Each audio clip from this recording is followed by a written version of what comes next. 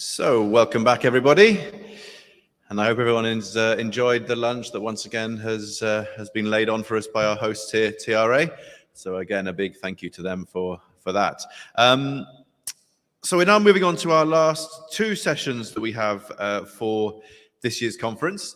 The last two sessions are going to be focusing on connectivity and spectrum and looking at some of the key bands that are being looked at and considered to deliver some of the connectivity for 6G. So we're going to be starting off with this session now that's going to be focusing specifically on spectrum within the 7 to the 24 gigahertz bands. And we have a number of speakers again here with us in person. Delighted to have them here and others joining online as well.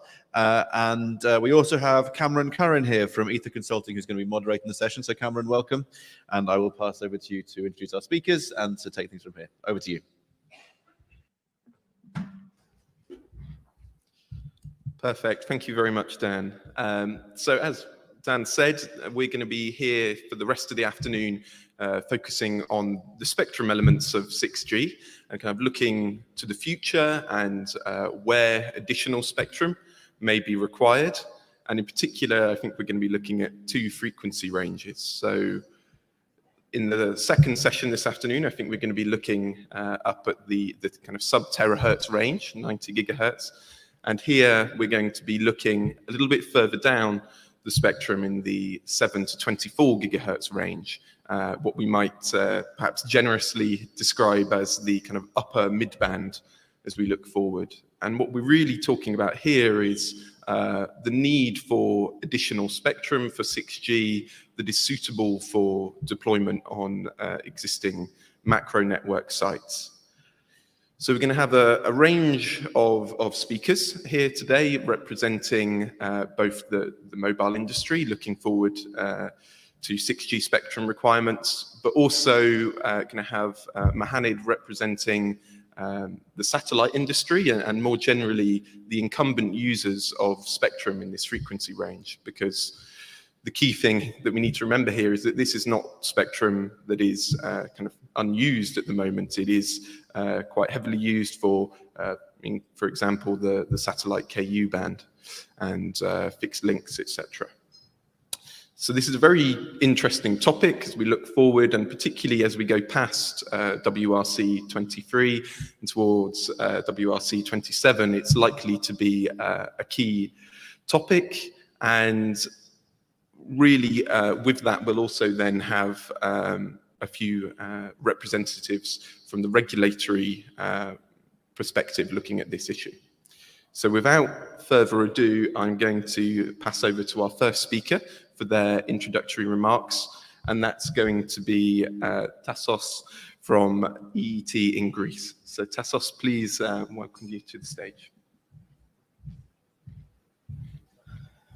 Thank you for introduction, and thank you to Global Forum for giving me the opportunity to present some of the work we are doing in Europe for the next generation of networks.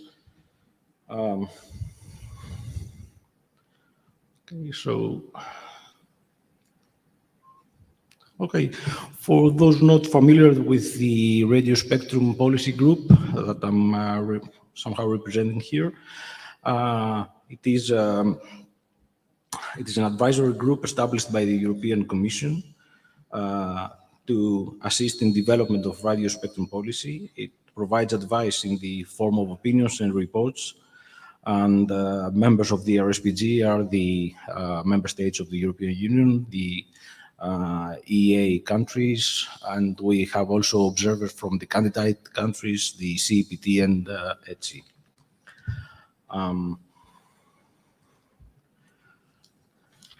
I will give you some background of the work that has been done by RSPG for the 5G networks.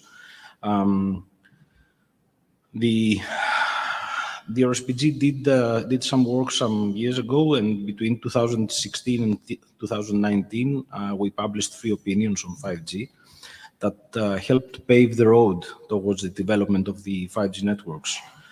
We specified the bands that were suitable for the 5G technology, and the way they could be accessed by the various users, including the verticals and private networks. And we also identified implementation and regulatory challenges. After 2020, when 5G was launched in most of Europe, we worked on another opinion, investigating among others any need on additional spectrum needs. So what was the result of this opinion? And this is more close to the topic we are discussing here. We saw an interest of operators for spectrum in mid-bands. We also saw that verticals and private networks, once they realized how spectrum they could help them, they showed an interest in millimeter wave bands and also mid bands for building local access networks. The interest for fixed wireless access was declining, and of course, based on the technology neutrality and service neutrality principle, the operators could use the spectrum they had even for fixed wireless access to fulfill any needs. What was interesting was the use of 3.8, 4.2 gigahertz band that was identified for possible local use for private networks again. Of course, we should take care to protect the existing services and applications that are operating there. And finally, the use of millimeter waves band should be promoted, especially for local use, to enable innovative applications for verticals and industry. We had specified the 26 GHz band as the pioneer bands for this kind of applications, and the 42 GHz band was also under harmonization at the time of that opinion. Moving on to the present, the current 2-year work program of the Radio Spectrum Policy Group includes an opinion on 6G development and possible implications on spectrum. What you see on the screen is the whole work program, the titles of the various work items that we are dealing with, and 6G development is one of them.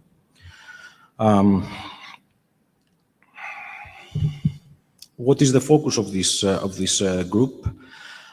We follow the research initiatives all over Europe. We investigate early signals on demand for additional spectrum and regulatory changes so as to be prepared for the 6G launch. We investigate the role as well as needs for non-terrestrial networks and alliances spectrum, including Wi-Fi applications. And of course, we also have to look at the present and maybe also back to evaluate the progress of 5G development in Europe and identify what still needs to be addressed.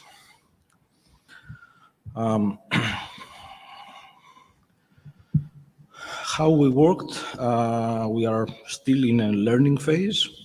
So at mid-2022, we sent a questionnaire to the RSPG members, focusing on those topics I mentioned. And we also invited the stakeholders to a workshop to express their views and interact with us so that we can have, let's say, a more global view on spectrum needs. What we will have, we will publish the draft opinion of the group after the June plenary of the RSPG for public consultation, and we will have the final opinion in October this year. I'm sorry I cannot be into more details about the contents of the, the contents I already told you what it will be about, but I cannot go into more detail for the findings of the opinion because it's still in the making and it has not been wholly agreed by the RSPG. With that, I conclude my opening presentation, and thank you very much.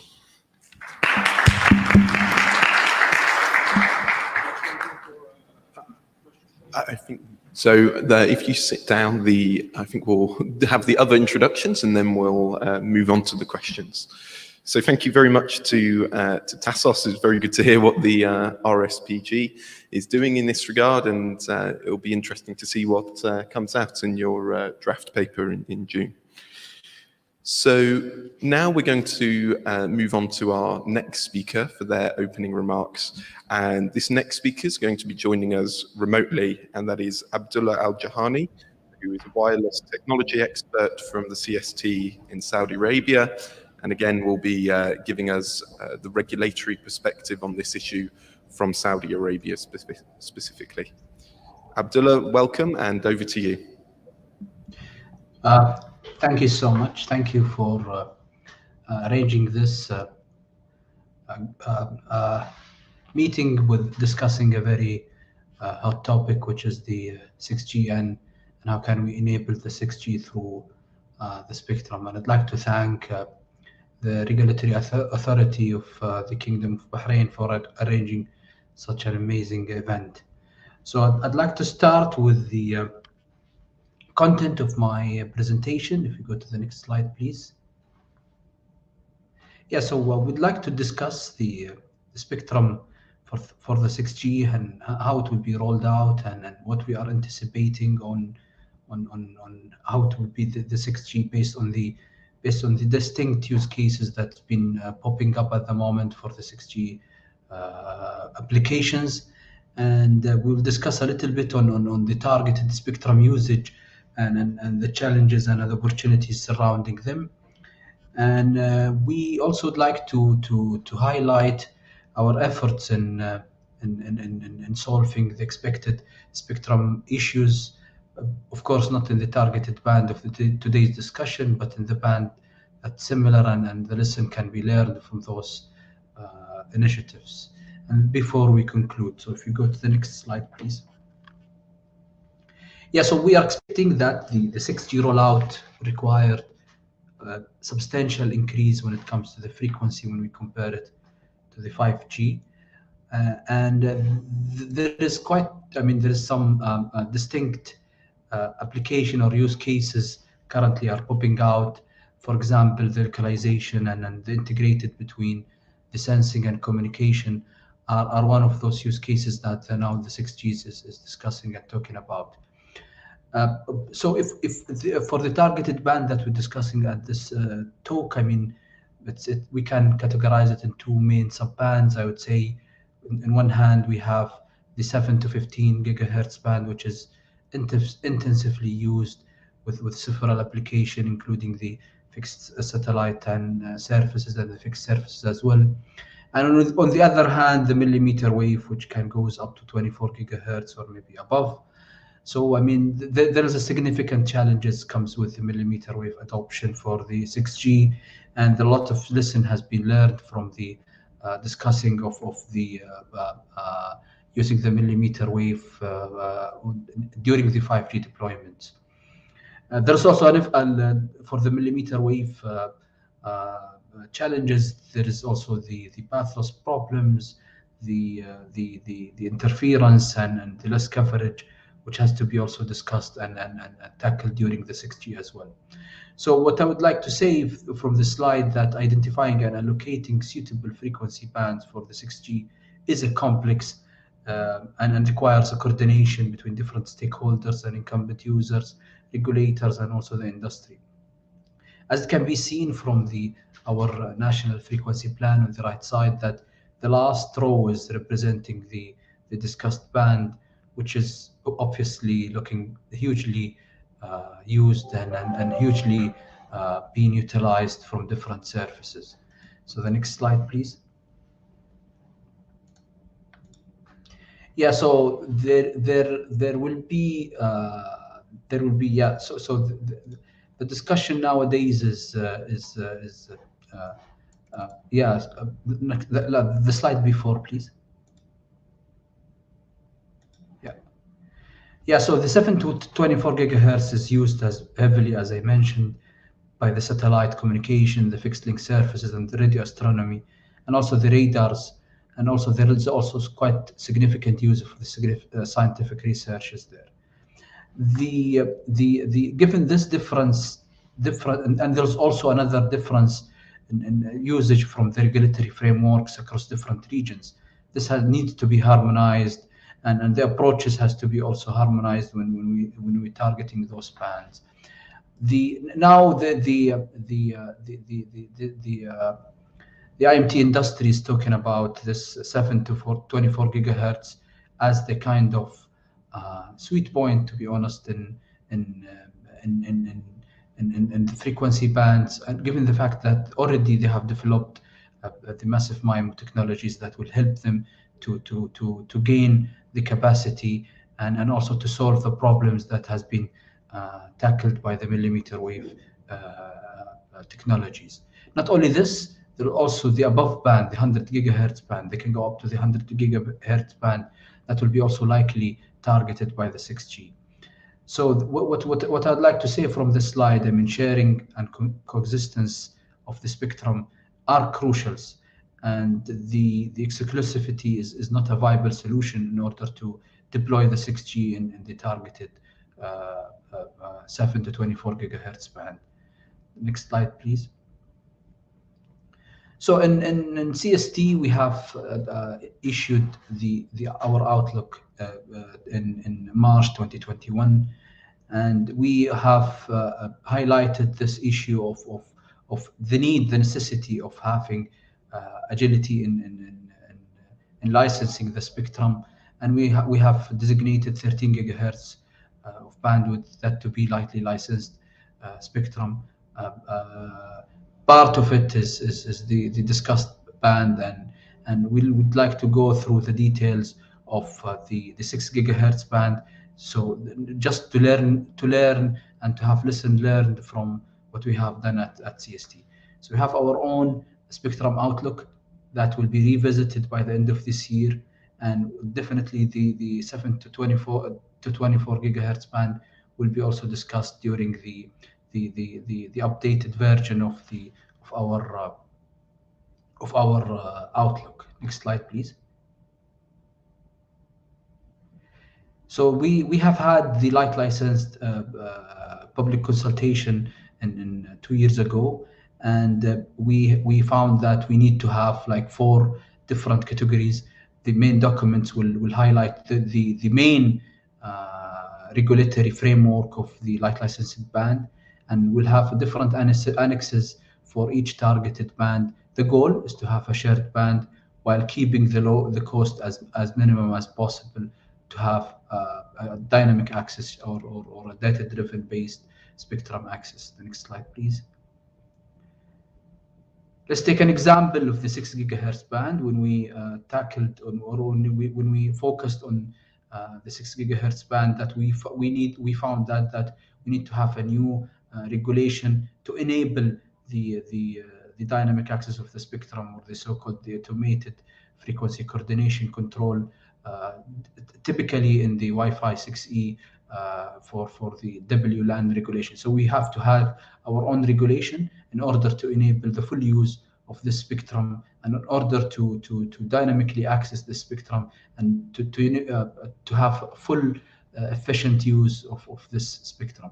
So we come up with the regulation, and during the regulation we have 2 different the indoor environment, which is the current use, which would be license exempt, and in this band there is also an incumbent user of fixed surfaces plus fixed satellite surfaces. So we are at the moment we are looking for having a dynamic access regimes in this band with the help of using the AFC. So if we go to the next slide, so we can discuss what we have done. We have last year we have had a demo, and this demo that we showed that the AFC can work with minimum cost needed. So here is the step of how the AFC can work in order to enable the Wi-Fi in the 6 gigahertz band. So simply we can just auto-locate the user equipment, and then report the technical parameters to a centralized database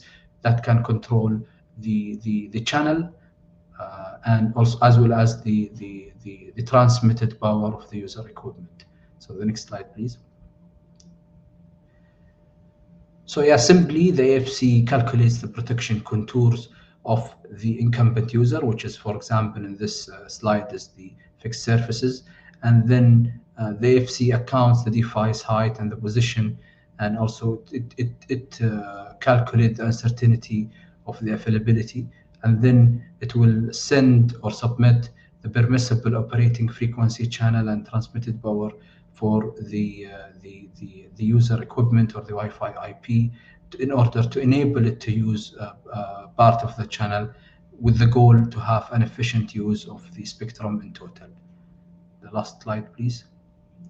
So in conclusion, I would say that there is a focus on the centimetric spectrum band from the IMT industry at the moment for the 6G, and this is due to the fact that the millimeter wave is not sufficient because of the issues of the path loss and different physics issues, and now there is also a discussion of introducing this band for the 6G.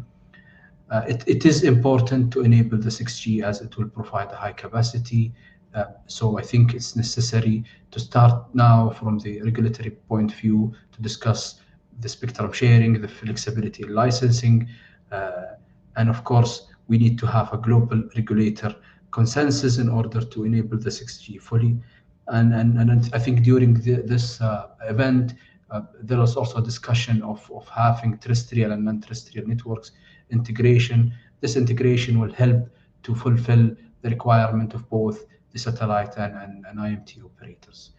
Thank you so much. I think I've ended my presentation here, and thank you.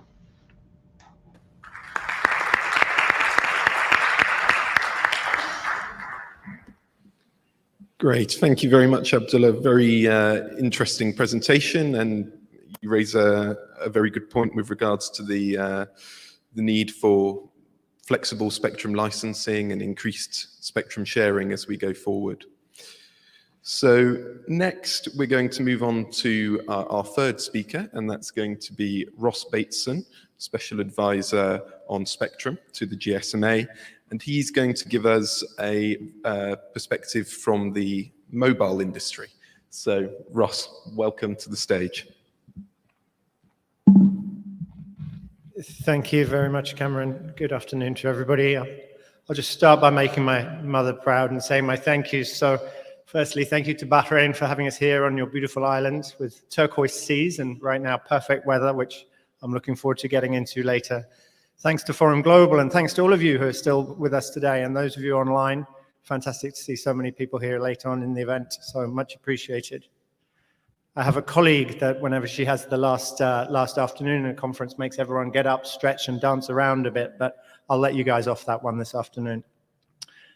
So I'm going to talk about finding a place to live for 6G as we embark on this new journey towards a 6G future. We're embarking on this new generation with big expectations as ever. 6G heralds an era of universal meaningful connectivity, energy-efficient networks, intelligent networks, new levels of reliability and sustainability.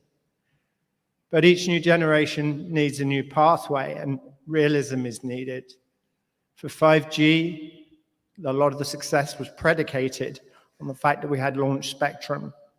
Where are we going to find that for 6G? Now, you're going to get an extended river metaphor from me today. We need to make the best use of our spectrum river. Any river can have many uses, used by fishermen, watering crops, ferrying people around, and so forth. And maybe in our spectrum rivers below 7 gigahertz, we're already doing that. We're already using them as busily as we possibly can. But maybe above there are places where we can start to look more carefully for 6G. Each new technology needs a new home to go to, a new pathway to cross the river. We know that refarming can help a little, but the 4G environment that we might consider refarming as 6G launches is a very different spectrum environment to 6G. So we need to find a new pathway, and as I'll go into a bit more detail later on, the time to do that is now.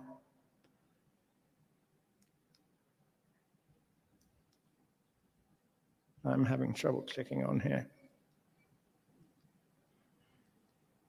There we go. So we need to understand a few things first and set out a few universal truths, a few home truths that are hard to avoid as we set out our search for a new pathway for 6G. And the first is to ask if we think this is necessary. Do we want this? Do we want new services? Do we want new applications? Do we want to connect more devices in the things that we've been hearing about in the 6G environment over the last 2 days? If not, we can all go home. We can leave now and we can go and enjoy the beautiful seaside in Bahrain. But my hunch is that we probably do want these things. If we look at the 5G experience, we see data continuing to go up at huge rates, doubling between 2020 and 2022. We see 5G as the fastest growing technology to date. This keeps on happening. So is the demand there? We don't know yet, but the signs seem to point to the fact that it will be. Home truth number 2, this isn't going to be easy. We know there's challenges in every band, some more than others for sure, and I will get onto that a little bit later. But we need to keep an open mind right now and make sure we look at what the best solutions are. And finally, we need this launch spectrum for 6G, and need to think about where it's coming from. We want to keep an open mind, but at the moment, a lot of attention is going to 7 to 15 gigahertz as being the area with the most potential. And looking at the optimal solutions within that range is going to be important. We need to get that right by WRC 27. Not at the start of the cycle maybe, but by the end, to make sure we've listened to everyone and kept everybody happy, maybe kept everyone equally unhappy, as we say at the ITU, but make sure we find the best solution for 6G. So are we going to find a new pathway for 6G across the river? I think it's possible, but there's some challenges ahead, and that's for sure. When we hear win-win in mobile about various mechanisms that we can do to create spectrum that doesn't exist, tends to be mobile that suffers at the end of the day. If you want us to provide quality, guaranteed quality of service, we need spectrum to do that. But we need to listen to each other as well. The win-win is us having better networks, not in saying one form of communications is better than another. So we think a holistic approach to looking at 6G spectrum is needed, and 7 to 15 may be the likeliest source. But we need to listen to everybody, and that's an important point. There's a lot of other services using that band that we need to consider. If we go into a country that has millions of Ku-band satellite dishes, pointing at a hotspot satellite using that spectrum, it's unlikely to be a fruitful conversation in that country. But there may be regional variations we can look at. There may be tuning ranges we can look at to get around these problems.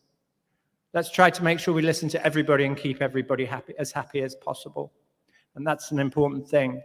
Within that band, there are other services as well. We talk a lot about NATO uses of the spectrum above 7 gigahertz. Well, that's true, but not everyone's in NATO. Can we find some ways around this? There's avenues to explore, and we're just at the start of exploring them. So principle 2, we need to understand needs, and that's everybody's needs, not just mobile. We're doing a lot of things at the same time at the moment. We're clarifying our industry vision for 6G. We're doing our spectrum needs. Mobile operators are understanding 6G applications that they see a business case for, and trying to work out what the data demand will be associated with those applications, what the spectrum need is associated with that data. This is all happening at once. And the reason it's all happening at once is because we want to progress this at the same stage. And this brings us on to principle 3, which is if the ITU is to be involved in harmonizing spectrum for 6G, then the date of the World Radio Communication Conference that needs to deal with this is 2027. If we wait till 2031, the first mover markets will have already moved. And so we'll just do what the biggest markets wanted to do. And that's fine. I'm sure the US will come up with a solution. China will come up with a solution. Maybe the Europeans will come up with a good solution as well, and other people can follow them. But if it is to be done at the ITU, if we are to strive towards global or at least regional harmonization, then we need to do this now in 2027, which means that we're doing a lot of things at once, for sure. But we can manage this, I'm sure. Harmonization is key, regional harmonization, if not global. And we need to make sure that 6G flourishes with a new launch band. But before I go, I'll just say this, which is a traditional piece of GSMA rhetoric about the way that mobile works. None of us can get up in the morning and say we're doing our jobs if we just give services to the richest people. No charities collect money to give out to rich people. We don't try and give services to people that already have the best services already. I pointed out at the beginning that the 6G era is going to be one of universal, meaningful connectivity. And for sure, that means that we'll be using different types of connectivity in 6G. It'll be indoor and outdoor. At some point, at the edge of the mobile network, there'll be a handover to satellite. All this will be in the bundle, and 6G needs to be everywhere. That's one meaning of universal.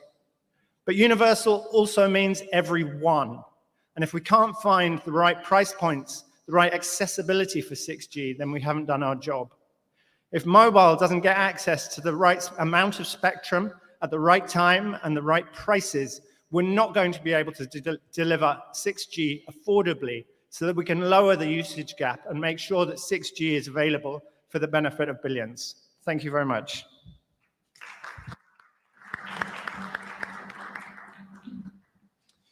Thank you very much, Ross.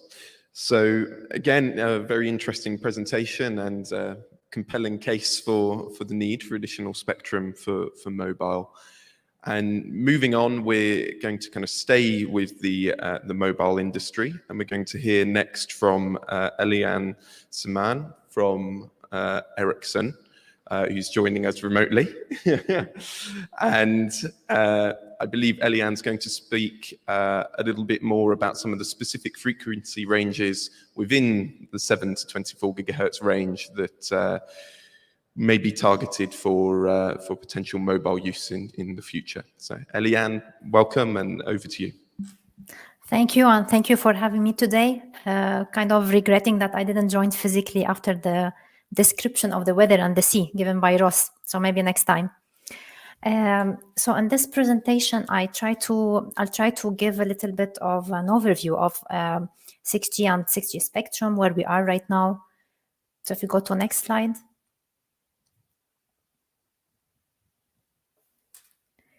The 6G vision. So we are talking now about 2030 and beyond.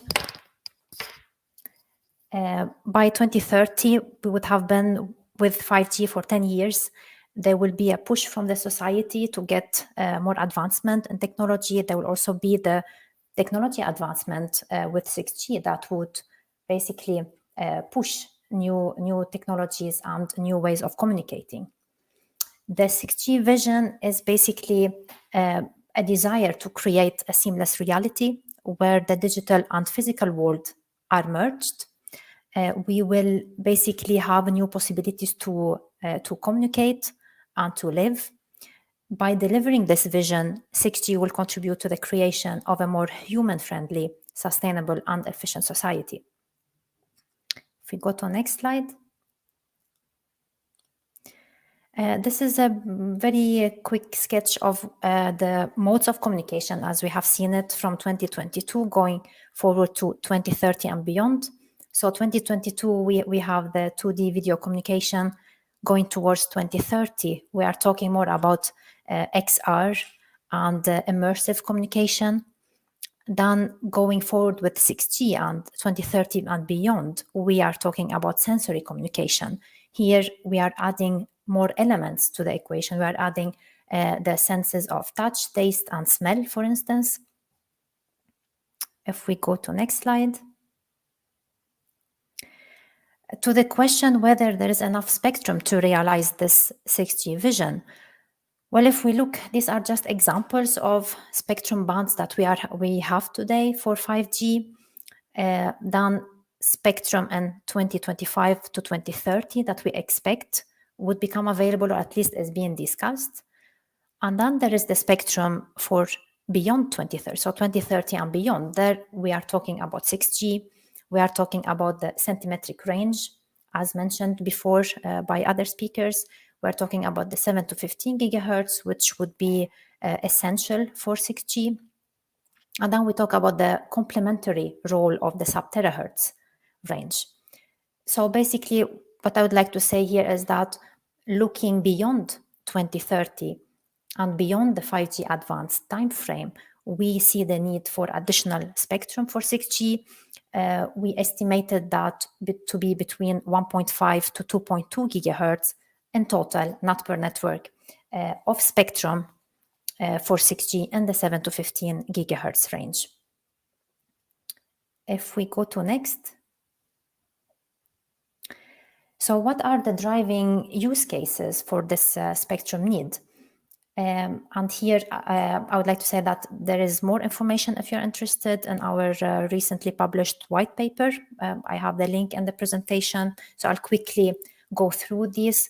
As also mentioned by Ross, mobile broadband. Here, if you look at the Ericsson Mobility Report, you see that network data traffic doubled in the last 2 years. So we expect this to continue happening. Then we are talking about advanced XR and holographic communication, massive digital twin. As mentioned before, the digital twin is about having a digital copy of the real world. Internet of senses, here where the senses come into the additional senses come into the picture when we talk about modes of communication.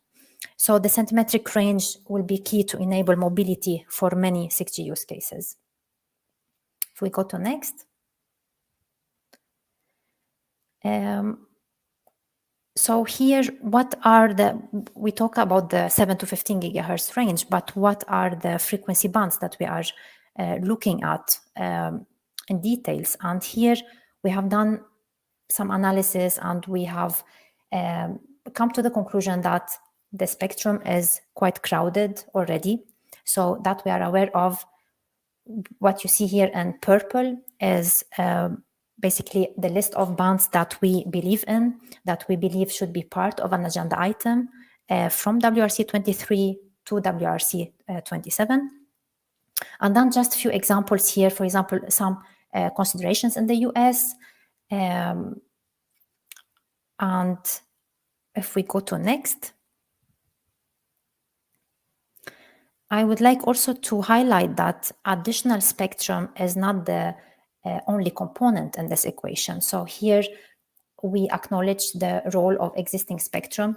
Of course, we will have that as also a basis for any new technology, spectral efficiency, densification, and technology advancement.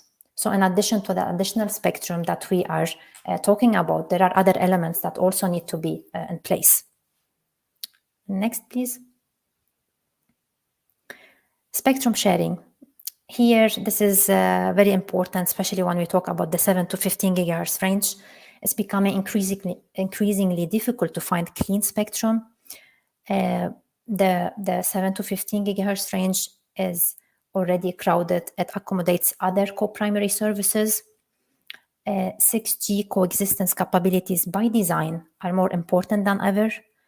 And we need basically to consider all these co-primary services in our analysis and in our 6G design. As Ross said, we need to listen to everyone as well. We shouldn't only think about IMT here. So Ericsson recognizes the challenge and is committed to exploring this area. If we go to next. So few concluding remarks here. 6G will need additional spectrum beyond what will be made available by 2030. Specifically, we are speaking about the 7 to 15 gigahertz centimetric range. 1.5 to 2.2 gigahertz was estimated to be needed in total in this range. There is already primary allocation for the mobile and fixed service in this range. However, there are other co-primary services that need to be taken into account. And given the early stage of 6G development, there is a window of opportunity to consider coexistence needs with these co-primary services. from the beginning, basically. And last bullet here is about the WRC 27 agenda item that would be basically decided on already at WRC 23. We see this is a very important milestone for harmonization and also not to delay 6G deployments, because as mentioned by previous speakers, if we miss the chance now in this cycle, in this WRC cycle, then we will end up having delayed 6G deployments. And also another reason why to study this this topic, additional spectrum for 6G at an ITUR level, is that the nature of some of the co-primary services is global, and that's why it would be best studied in an international forum such ITUR. By that, I believe the last slide there, I just have some links to our white papers on the topic. Thank you.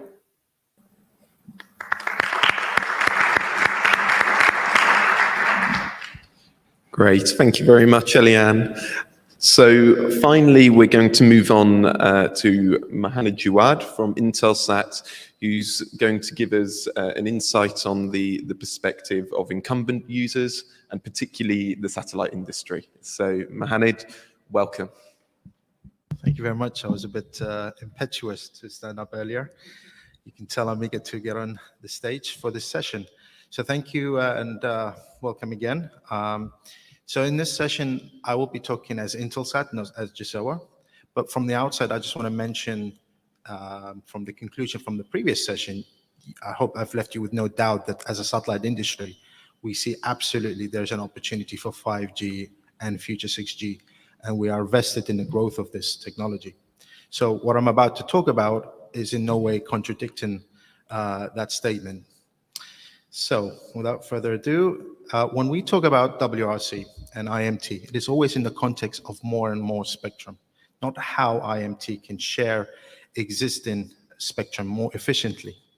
In fact, WRC after WRC, as far as I can remember, we've focused a lot on more IMT spectrum, but it seems now that we've come to an impasse where fundamentally, when you go above a certain frequency, global harmonization is not possible because of the usage in different parts of the world. And it's also quite ironic how hard the mobile industry pushed for Ka band and QNV band back in 2015 and 2019 conference. And it was presented as a do or die band for the advancement of 5G. I hope we all recall that. But fast forward to 2023 and the reality sets in. Millimeter waves did not pay out as it was promised. And you can see some of the bands that were actually accumulated from these conferences, a huge amount of spectrum. To date, very low utilization in Europe. Only 9 member states have actually assigned 26 gigahertz. 0 have actually assigned the 40 gigahertz. Another example is Korea, which recently revoked the licenses it granted in 28 gigahertz. The FCC was also quoted as saying it was a mistake to focus on millimeter waves for 5G. Of course, no one has a crystal ball and we all make mistakes, but as regulators, we should learn from these mistakes. You see, the 7 to 24 gigahertz range shares many characteristics as millimeter waves. And I have to correct the previous presenter. The 7 to 24 is not a centimetric waves. Any sensible engineer would tell you that. It suffers from rain attenuation and free space losses, not to mention the inability to penetrate buildings. So it is not possible at this time to foresee what is the justification for additional IMT spectrum in this range, especially when 6G user cases and their requirements are yet to be defined, as we've been hearing from the previous presenters today and in the yesterday's session. We still don't even know their user requirements. Especially when we look at the global picture of how spectrum is being utilized for the deployment of 5G. Here you can see in just bands below 5 gigahertz. And these are bands that should be interoperable with 5G base stations if they are assigned to 6G. As we heard from Nokia yesterday, the lower the bands, the better, and the better utilization. And as we heard from the sessions earlier this morning, the better energy consumption in the lower bands. In the Middle East today, out of the ITU harmonized spectrum, only 52% has actually been fully utilized and licensed. Across the world, that's 50%. That's prime spectrum, half of it is still not utilized. Of course, this is from a study that was done back in 2019, and it's probably somewhat out of date, but the picture or the message is not 100% of utilization of existing spectrum is being done below 5 gigahertz, let alone in the millimeter waves. So our message to regulators to consider the prudent approach to utilize what's available today and refarm potentially what's existing today. The message is further compounded by the fact that in the foreseeable future, and despite the hype, I agree with Dr. Lewis in the previous sessions, the dominant technology globally is not going to be 5G, let alone 6G. In fact, the main growth is 4G, where MNOs are yet to recoup the return of a huge investment they've made in 4G technology. Figures of up to 1.7 trillion has been invested in 4G. In the Middle East today, only 17% will be 5G connectivity by 2025. And this is data from the GSMA. And when we see the 2G and 3G being used less and less, why not refarm this existing spectrum? That is what some countries are doing. For example, in Germany, they don't use 3G spectrum anymore.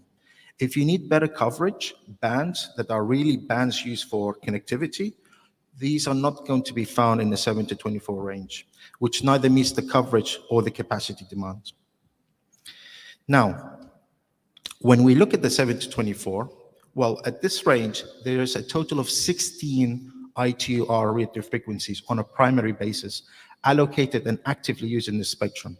This includes fixed links deployed extensively across this region, military bands for national security, maritime radio navigation for supporting safety of live applications, and last but not least, the satellite, which is deployed heavily in the 10 to 15 gigahertz range. This range should definitely be avoided. All these services are actually sharing spectrum today. So please don't rock the boat, as the metaphor from Ross about the river, especially when you know that IMT spectrum sees exclusive access when it enters the band, vacating other services. And we heard yesterday 500 to 750 megahertz per MNO is needed. That totals 2 to 3 gigahertz total spectrum. Can anyone really tell me where you're going to find that spectrum in this figure alone? Extensive allocation and active usage of the range makes it impossible to find this amount of spectrum. Simply put, there is no clear sufficient spectrum here, especially in the 10 to 15.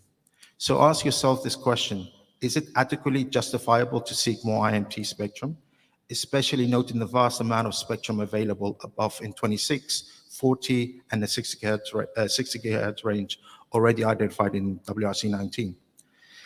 Now, this slide shows the amount of spectrum that's applicable, that the applications are used by the satellite industry within the 10 to 15 in particular. You can see on the right-hand side, the traditional services such as media delivery used by everybody today, 80 billion worth of market size in the revenue in the media services, used by local Arabic channels, providing broadcast and media and satellite services by satellite operators in this region.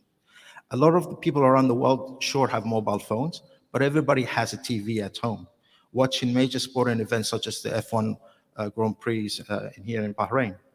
Another growth area is the mobility applications in our sector.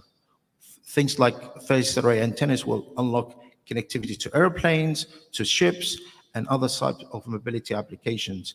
And again, used by satellite services from this region, providing connectivity to airlines in this region. So many of the services here are heavily utilized.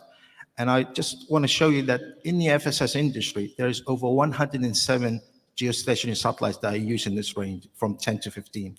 Some of them are satellite operators locally based in this region. And there are over 580, actually 1,000 if you include the SpaceX satellites that are used in this band as well. This slide is quite interesting. It shows you the total amount of spectrum from a snapshot of some countries in the millimeter waves and in the centimeter waves. The purple is the millimeter wave spectrum that was identified from previous conferences.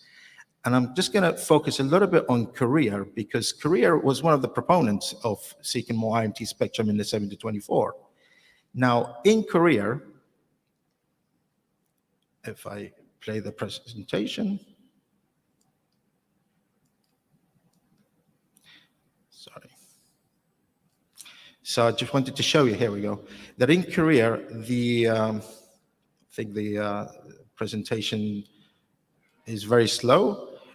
In Korea, the amount of spectrum that is actually utilized compared to what is licensed in the millimeter waves, here you see in red, the total amount that's allocated.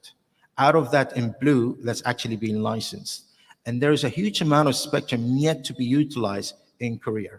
But they are one of the countries that is asking for more and more spectrum. To use the analogy from Ross, of course, we would like to all use the river, but the mobile industry is not only want to use the entire river, they're actually building a dam using the spectrum. And I'm not an economist, but supply and demand is a key factor here.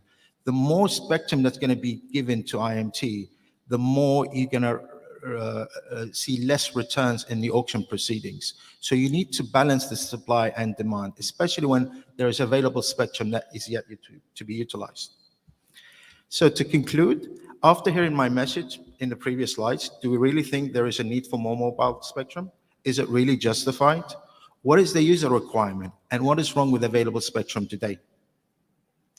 What's the purpose of the 7 to 24 gigahertz range that is not offered today in the millimeter waves or even in the terahertz? Can we afford another WRC with a protracted sharing study debate, which will jeopardize satellite services used by Middle Eastern companies here? We heard a lot about 6G needs 2 to 3 gigahertz of spectrum, but I'm sorry, this range is impossible to find that amount of spectrum. We need regulations to be more pragmatic and balanced to ensure that everybody can use the spectrum adequately. Refarming is one area to look at that. So please don't flood the market with more and more spectrum, because you're not going to return the coup of investment in the auction proceedings. And I hope that I have shared with you my message in assisting your policy as we head towards the WRC, but also as we head towards the ASMG meeting in Bahrain later this year. We'd like to make sure that we leave you with one final thought. And there is an interesting interrelationship between the proposals that are coming from some countries in CPT, like France, which is looking at this future WRC agenda item potentially with an existing WRC agenda item of allocating or considering IMT spectrum away from the 7 to 24. And I encourage regulators to look at the French proposal that's being considered. And with that, I conclude my opening remarks. Thank you very much.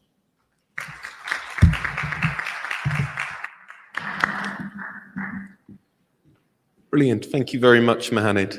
And I think at this point, we're going to welcome back our kind of virtual participants in this session. And we're going to open the floor to questions both in the room and online. So if you do have a question, please don't hesitate to put your hand up. Now, to get started then, one thing I'd like to kind of discuss, and it's a theme throughout some of these presentations that we've heard, is the need for increased spectrum sharing as we go forward, and the need to kind of look into that as we go towards 6G. Now, in the past, obviously, we've seen that mobile has really highlighted the need for exclusive licensing of spectrum. So perhaps we could start with Eliane, because I know it featured in your presentation. What concretely do you think we need to do in order to enable and increase the amount of sharing in the 6G era? Thank you for the question. I think to start with, it's very important to reiterate that we are not asking to clean up the spectrum that we are talking about. So we recognize the presence of other co-primary services, so no need for anyone to feel threatened by our request. And we do believe that if we start studying right now the coexistence between IMT and between these services, then there will be a chance for us as vendors to consider the coexistence. We are still in the early stages of designing the products. So that's exactly what the kind of sharing that I was talking about. In addition, concluding that sharing or coexistence does not work with any of these services that are in the 7 to 15 gigahertz already now without doing the proper studies, I believe is premature. Thank you. Great, thank you. And I think, Abdullah, you also mentioned the issue of sharing in your presentation. So was there anything you wanted to add on this topic?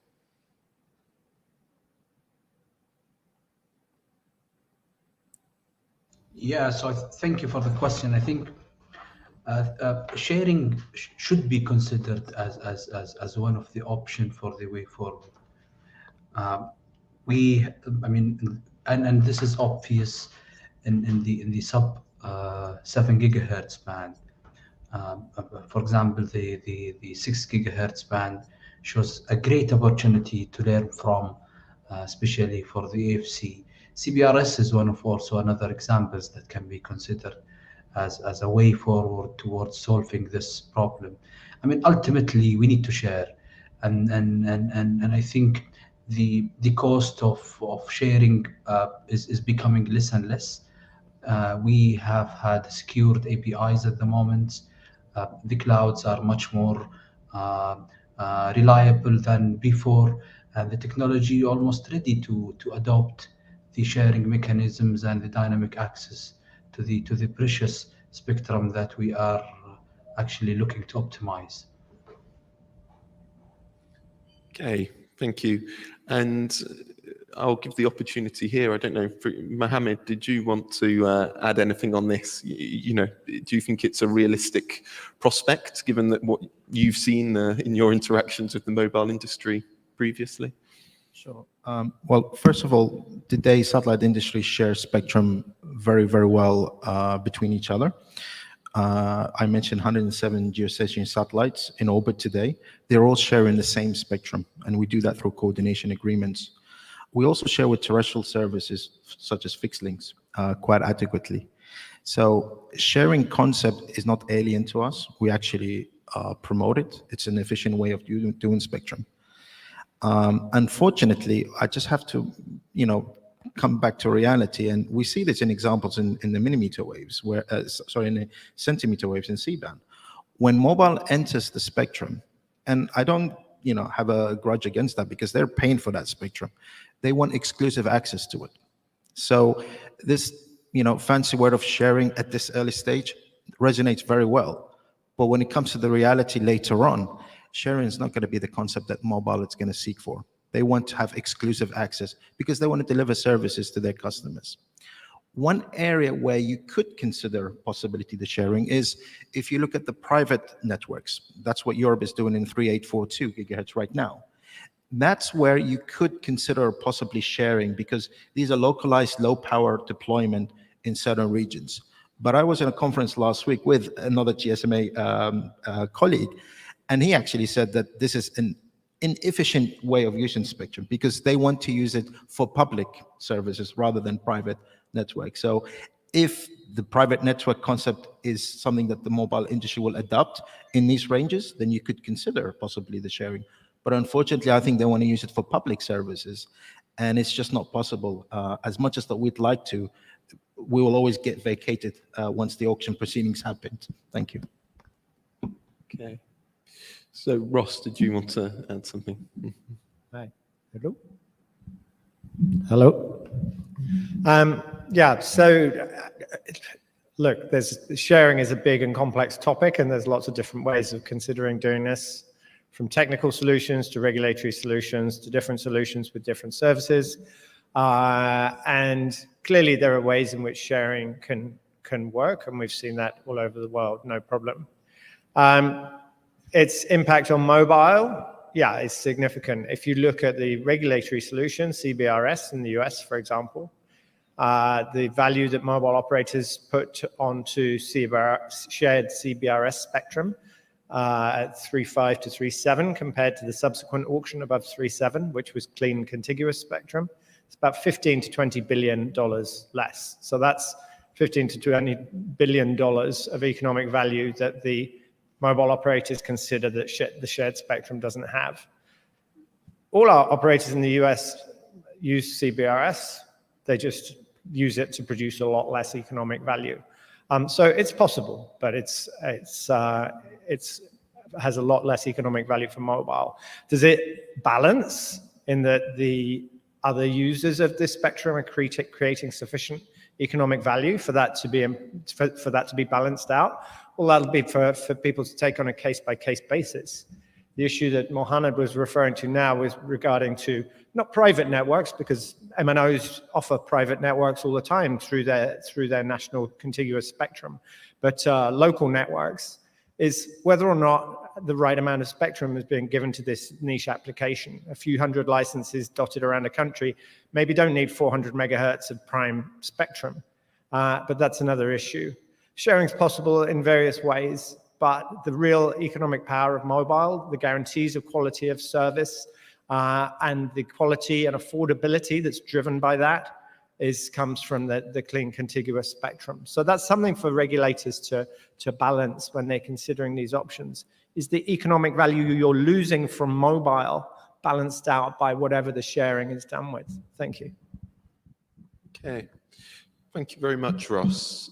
So again, obviously the opportunity is very much still open for any questions in the room. So please do put your hand up if you do have any. In the absence of any questions in the room, I'll move on then. And I just wanted to touch on, I think it was the presentations from, oh, actually, it looks like we might have a question in the room. So we'll start there. Yeah, thank you for the panelists for a lively discussion. I just have one questions. Like I understood that from some of the regulators in Asia Pacific region, they are thinking a different kind of approach for licensing. Currently, as you know, for mobile cases, they have technology neutral licensing. But some of the regulators are started to think the service neutral license. It means like on certain frequency range, whatever you do satellite operation or you do mobile operation, you need to buy the license, correct? So currently, like, okay, some services you have to pay a big license fee, and some services it's almost free. So my question, like, how do you see that aspect, especially when we see the range 7 to 24 gigahertz is very much debatable for WRC, coming WRC and then future WRC. So how did you see that aspect from the viewpoint of the services, like from mobile service or from the satellite service? Thank you. Okay, great. So Ross, did you want to speak on the mobile side? Service neutrality. Yes, service license neutrality. Thank you very much. It's a bit echoey in here. So yes, for sure, there are some interesting regulatory hurdles to be discussed in some of this convergence between satellite and mobile that's happening at the moment. Two very different things. So there's the spectrum part, which some of the new satellite operators are bringing about, which is how do we deal with the technical considerations of the new guys like AST and Link, who want to use mobile operator spectrum that's been auctioned and paid for by mobile operators to extend the coverage of mobile operators in any given country. And what are the technical considerations we need to have with that kind of situation? How do we deal with synchronization between operators when we've dealt with it on a terrestrial basis, synchronizing between two adjacent operators? Do we know how that works when an operator is using a satellite company to extend its coverage? The answer is that this is a new area, and we haven't looked into it in full detail that we're allowed. The regulatory considerations on that side are interesting, but I'm sure certainly my members, the mobile network operators, will feel that if you've had an auction in your country, and they've paid for their auction and they're paying for their annual license fee, then they'll use their spectrum in the best way to offer service. But we'll have to see what the technical discussion allows. The second one is a regulatory discussion, and I think you alluded to that as well. We've got some new LEO players, for example, coming in and offering broadband, not at terrestrial service prices, but not nearly so with such a divide as there used to be between satellite and mobile broadband. how do these companies get regulated in a balanced regulatory environment is a complex issue that, again, is new and we're still getting to grips with in almost all countries. We have new LEO players coming in and getting licenses for almost nothing to offer services for what's essentially the same services the mobile operators are doing. LEO is still a lot more expensive than mobile, but will it, as that balances out, if that balances out, then this is a more important regulatory debate. Again, one that is new and it hasn't been had in a lot of regions. So these are two really interesting points. The technical coexistence between services, synchronization between an operator using the spectrum for satellite and the neighboring one using it for terrestrial, and the balanced regulatory environment, level playing field environment of what you do when mobile operators are paying for spectrum and the LEO guys are not. Yeah, thank you. Okay, thank you. Tassos, do you want to give the regulatory view on this? Thank you. Thank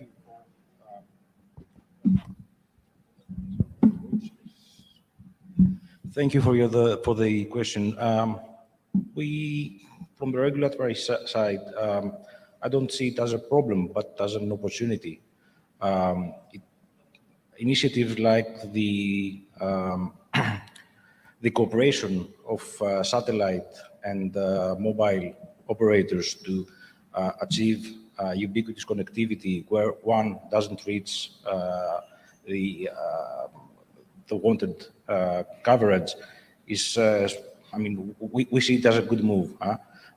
Instead of competing, cooperating, and I think that there is a win-win situation there because they both have something to gain from that. There are now studies, also touching on the previous question, there are now studies on how we can share spectrum in different geographies, to achieve local solutions where one has paid for the spectrum but doesn't use it. Why should the spectrum be empty? I mean, there are opportunities there for better and more efficient use of this scarce resource. And the example of the satellite cooperating with the mobile industry is quite a good opportunity to see that they can coexist, they can synergize. Of course, if we find it on a regulatory basis, then I'm sure that the technology will come and will alleviate any problem that could exist on interference or any problem of cooperation and working together. Great, thank you. So at this point, if there's any other questions in the room, then please do put your hands up. I just wanted to quickly kind of focus for a moment on what we heard from the mobile industry here. And particularly, obviously, this session is titled the 7 to 24 gigahertz, but what we saw is really a big focus on the 7 to 15 gigahertz range for mobile.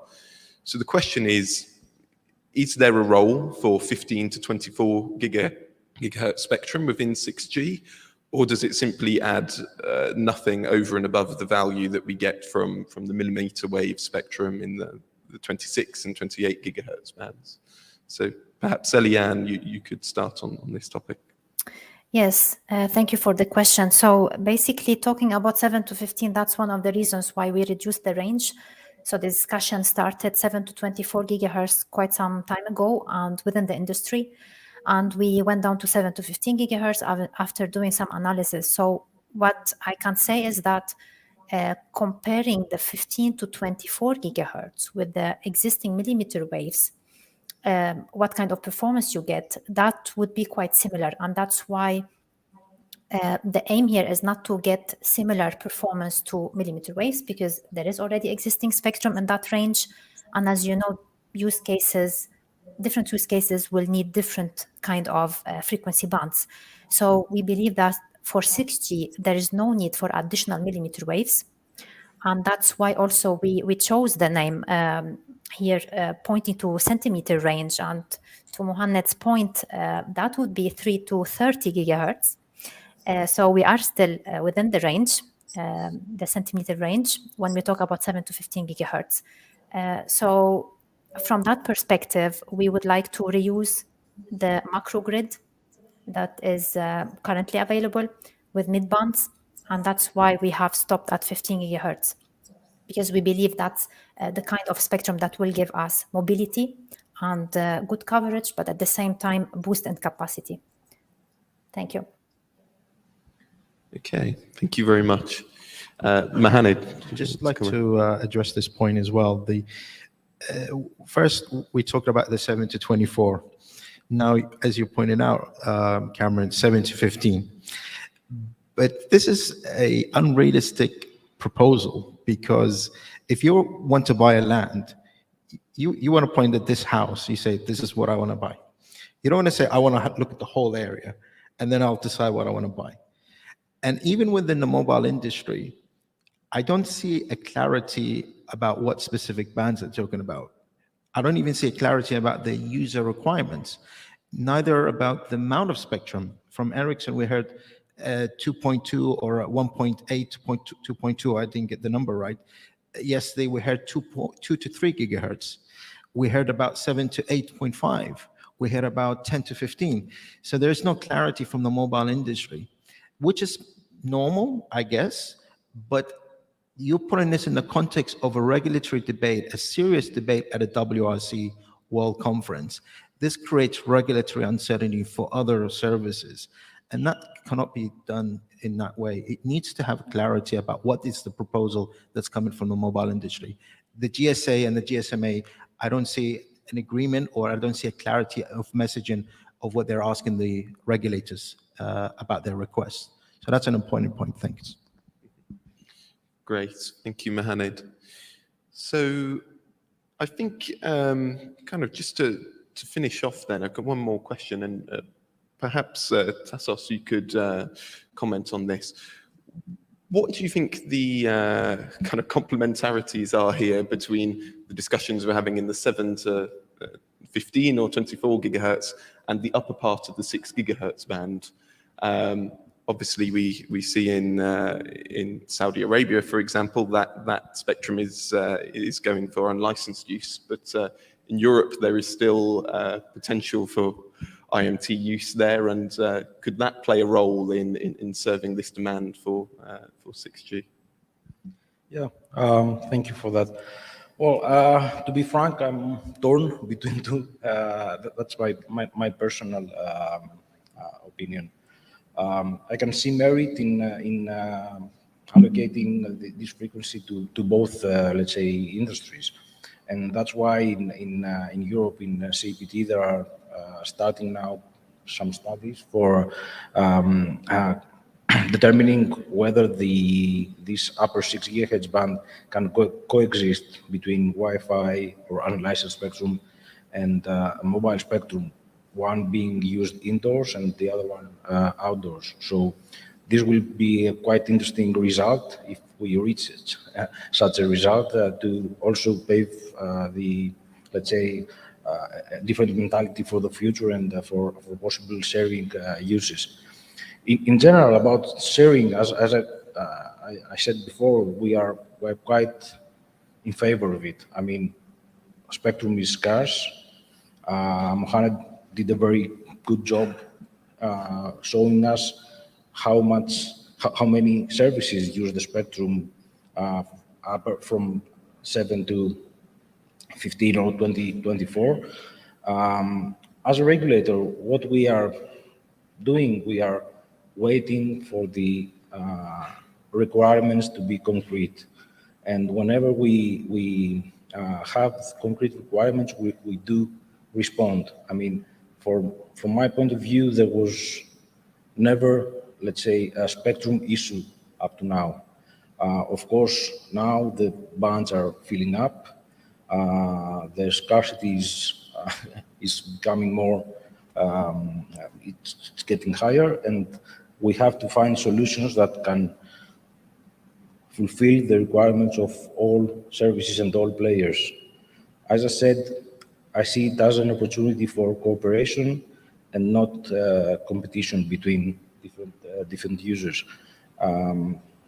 So let's do our best. Okay, thank you. And I think we're up against time, but Ross, if you want to have a quick comment on this topic. Yeah, just a quick comment on that point, I think.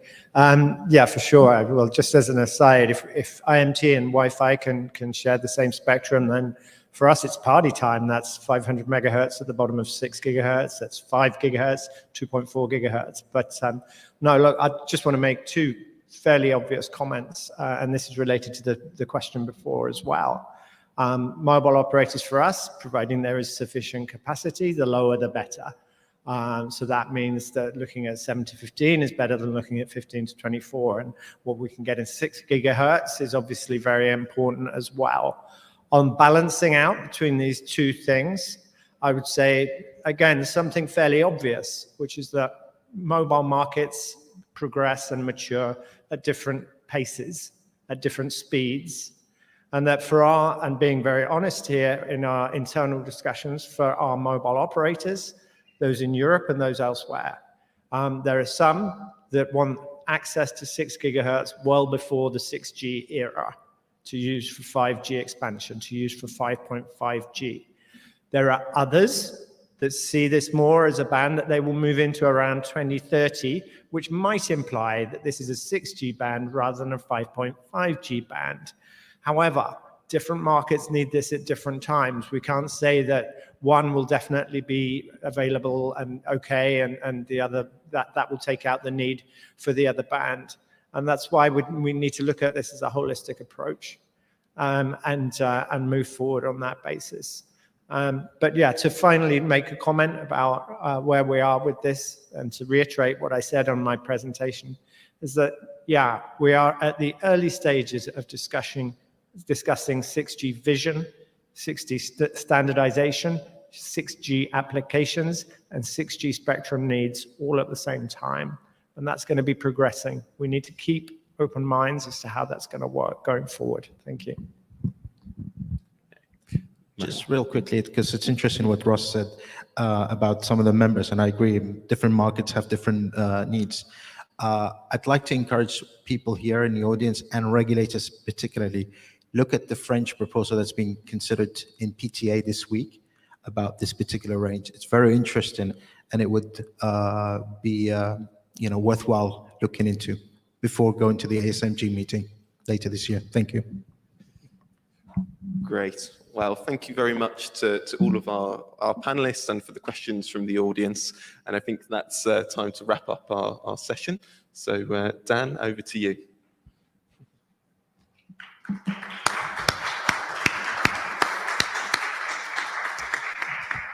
Fantastic. Yeah, again, thank you very much to all our panelists. As Cameron said, a discussion that could have carried on for a lot longer. Definitely lots to discuss in that frequency range. But thank you so much to our panelists who've joined us here. And of course, to Elian and Abdullah who've joined us virtually as well. And Cameron, to you as well for moderating that. Thank you very much indeed. So next up, we move on to our final panel. So if I can invite our panelists here to step down and rejoin the audience. And we're going to do a quick change here. So if I could invite up our panelists for the next session.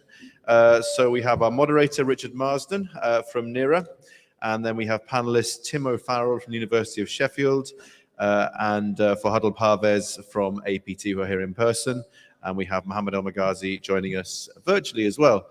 If I could get one of the team to come and change the water over for us as well, Charlie or Josh, if possible. So we'll move straight on. Oh, there, Josh is just on there. So we'll just get that changed now. So if I can invite you all to take your seats. So the next session is going to be moving up the frequency ranges. We're going to be looking at the challenges and opportunities offered by mmWave and terahertz bands. Yeah, lots again to discuss in this range. So I think we have all our panelists with us now. So Richard, I will pass over to you to lead the discussion. Over to you. Thank you very much, Dan. Welcome to the last slot of the day. I'm tempted to say they've left the least popular band to the end.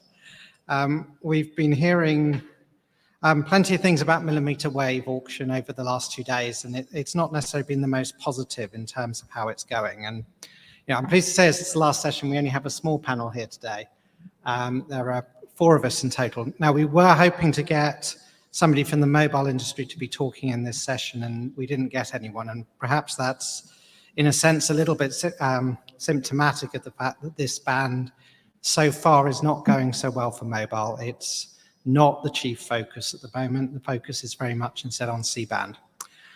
So at Nero Economic Consulting, where I work, we do a lot of work both for regulators and mobile operators, and we've been working with quite a few mobile operators replying to consultations on the release of this spectrum. So I was asked to just say a few words from the perspective of mobile operators and perhaps some implications for regulators. So you'll notice that when we talk about 6G, people tend to put up pictures of tunnels. So we've got kind of a slightly scary tunnel behind me here. And obviously you can draw very nice, attractive tunnels like the one on the left in the picture. Obviously, however, if you've got a long tunnel and you can't see the end of it, there's always the possibility that it's actually a hole. And if you think from the perspective of a mobile operator finance manager, the millimeter wave business case looks a bit like the diagram on the right at the moment, something you could spend an awful lot of money on for not very clear returns. So 6G, very exciting in the potential of what it can deliver because of the large bandwidth, but real concerns about the cost of deployment. And that's reflected in what's happened in the auctions so far. So there are quite a few countries that have now allocated spectrum in the 26, 28 and related bands. They're on the screen there for you to look at. What you'll see is that most of those auctions have closed at or around reserve price. So generally operators are buying, although there is some examples of unsold spectrum, but they are not paying large amounts of money for this band. And that might be contrasted to 3.5 gigahertz, which always sells completely. And whenever there's no easy sharing solution, prices can get very, very high indeed.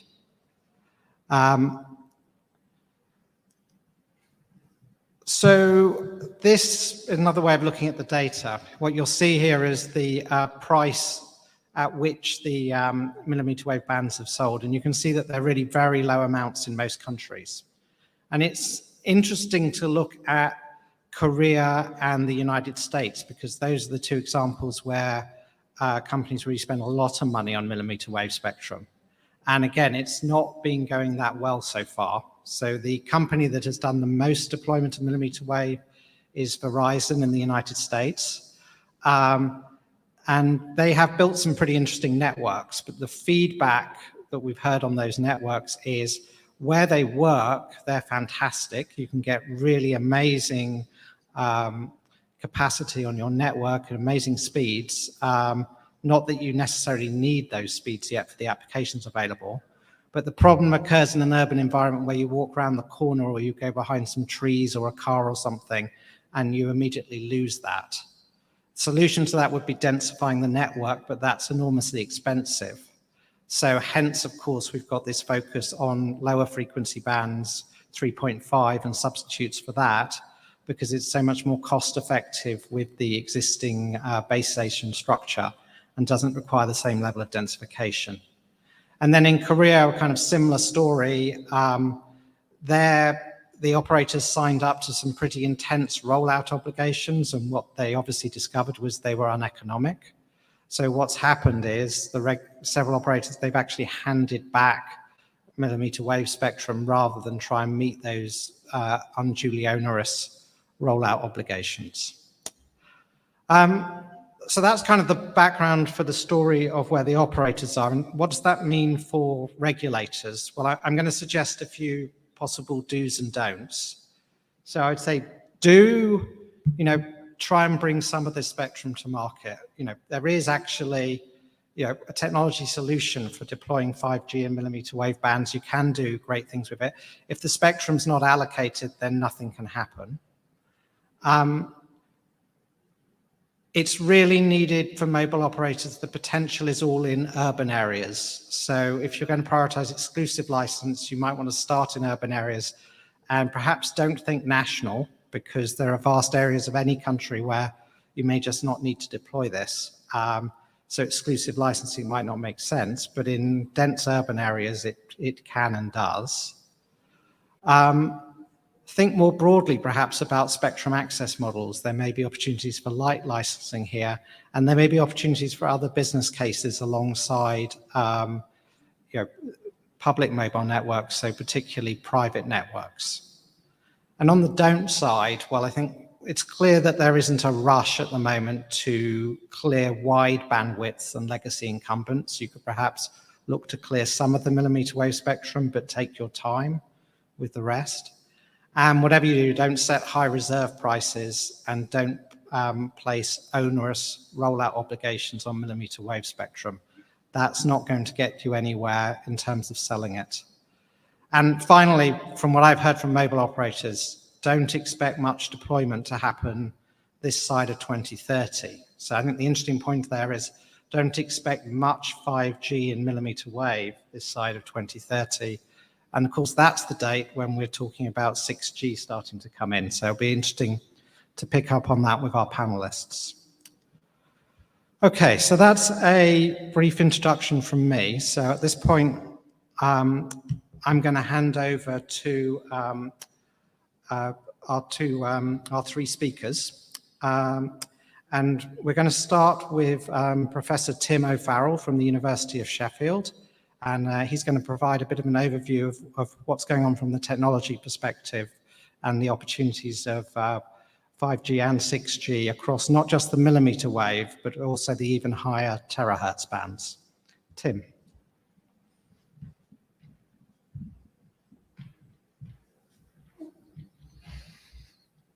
Okay, thank you very much. I'm pleased to be here to be able to say something about the 6G activities that I'm working on in terms of research.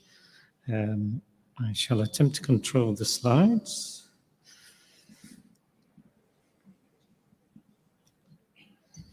So first of all, I'm Professor of Wireless Communications at the University of Sheffield in the Faculty of Engineering. I've worked in the cellular mobile side of research for the last 30 years now. I've touched on research from 2G, 3G, 4G, 5G, and here I am now doing 6G. Now, a critical question in all of this, which I kind of hope to answer a little bit, will be, what do we really mean by a G? And that's important with respect to research and the approach that we take. So I'm very much doing this presentation from a research point of view, and that gives very different perspectives. Now, actually, what I will do is start with this slide. And this slide is a back map from the next slide. And what we try to do when we have a G technology, well, from a research point of view, we don't think in terms of G. That's not what's actually happening in the research fermentation process. When you take the totality of it, for example, here, I like to think of it as a layered approach where at the very top, it's often put to you as either the killer application or the user models. And when you look at those from a 5G point of view, you're very much talking about something which is common, enhancing human communication and enhancing machine communication. The new thing in 5G compared with 4G was enhancing machine communication as a new factor. And when you look inside the human and the machine communication, the really big things that happen in 5G really video communication, on-demand video, streaming activities, and a little bit, but not much at the moment, of augmented reality. In the case of the enhanced machines, you're talking about smart cities, industry, private networks, healthcare, and some agricultural stuff. Now, what tends to happen in terms of meeting those uses, so to speak, is you very much talk about enabled services, and the enabled services are then really a configuration of the network infrastructure. So in the case of 5G, the really big ones which were talked about were enhanced mobile broadband, massive machine type, and the low latency, high reliability, low latency. You also had fixed wireless in that, and network as a service, which really we're still yet to see because of the deployment of standalone. Now, this is where the research then actually happens from an academic point of view beneath. You have this fermentation, the hardware, the network, spectral evolution. This is where myself as a researcher participates. We talk about 5G new radio, the radio technology, the waveform technology. We talk about carrier aggregation. We talk about massive MIMO. I emphasize the massive MIMO because that was a disruptive technology. But then you have softwareization, cloud, network slicing for people in the network research, and of course, the big question about what bands, very quickly, the FR1, FR2 bands. And really, the G doesn't exist for us. There is always the fermentation of the research, which percolates up and is pulled through as a pipeline. And the G is really a marketing concept. And G is formed from pulling out of this research pipeline the most promising technologies. It's interesting that the debate on spectrum is somewhat separate to that, and yet so important. Then you have some issues, and the point about the issues, more infrastructure, more radio, is a coverage point alluded to. You also have high frequencies means more inefficiencies, and then you have things like more data means more consumption. And finally, the bit at the end is about we're always adding, we're never subtracting. And this causes problems, particularly from the energy consumption, the sustainability, the costs, and whether these things are actually properly used. Now, when you do the same analysis in 6G, and in fact, I worked back from this, there's about 50 odd papers going to producing something like this. You have conceptually, again, enhanced human communication, enhanced machine communication. But now when you look in more detail, what does 6G hope to achieve through its enhanced human communication? You see these sophisticated augmentation, XR, immersive technologies. On the machine side, you see autonomous systems, robotics, things very much connected with manufacturing, healthcare, transport. But again, as you percolate down through there, you see enabled services. And this is where, again, with 6G speculation, but you see very much things like about hyperpositioning, mapping, deep digital services, digital twins, automation in all of that process, the artificial intelligence side coming through, smart industry, the move on from Industry 4. And then it comes back to the researchers. So what matters, do we think what matters on our research? Terahertz radios, cell-free radio access, supposed to be the answer to the millimeter wave dilemma. You then have extreme MIMO, technologies which are actually pushing even further on that. The intelligence going through in the softwareization, distributed cloud, artificial intelligence, and then back to the spectrum issue. We don't really research spectrum. We're having to listen around to what people are suggesting there.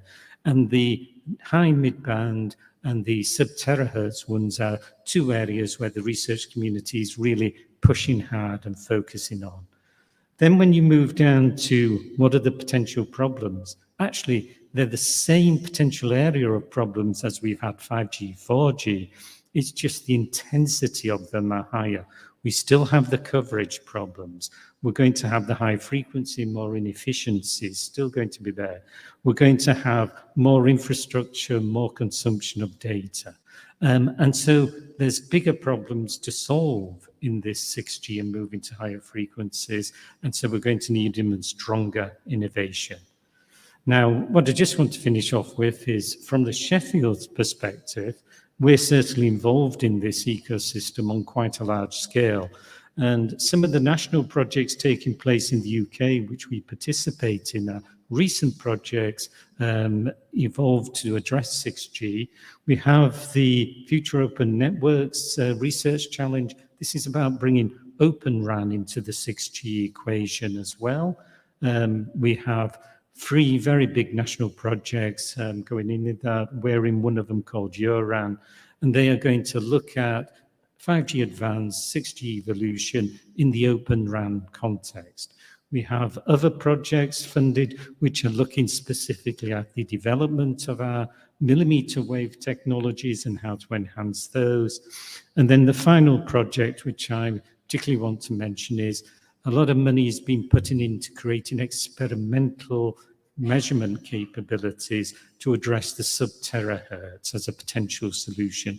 So at Sheffield, we've recently won a very large grant in order to set up a national 6G radio systems facility for doing measurements on that.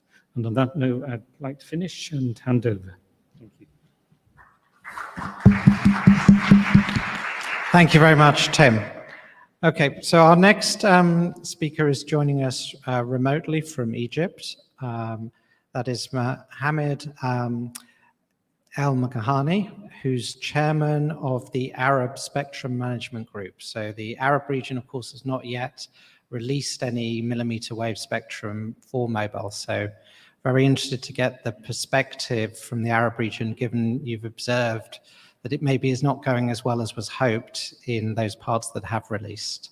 Mohammed, over to you.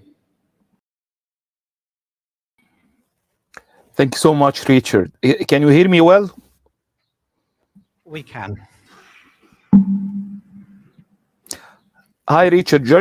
Just want to confirm if you can hear me. We can hear you loud and clear. All right. Thank you so much, Richard. And my apology for causing such trouble for pronouncing my name. It's Mohammed El Mugazi. Good afternoon, everyone. First of all, I'm very grateful for this opportunity to be able to participate today in a very special event on 6G. Thank you so much, TRA Bahrain. That's an excellent job. As always, thank you so much, Forum Global. It's very unfortunate for me that I'm not able to make it today, but I promise that I will not miss the very important and last SMG to be conducted also in Bahrain later this year. Thank you so much, Professor Timothy, for this excellent presentation. So 6G and spectrum. I want to of all of you today is to challenge the idea that 6G and millimeter waves and terahertz band are related. Should be related? Should they be related? Should we focus on a specific band? Is it about 6G or about the spectrum?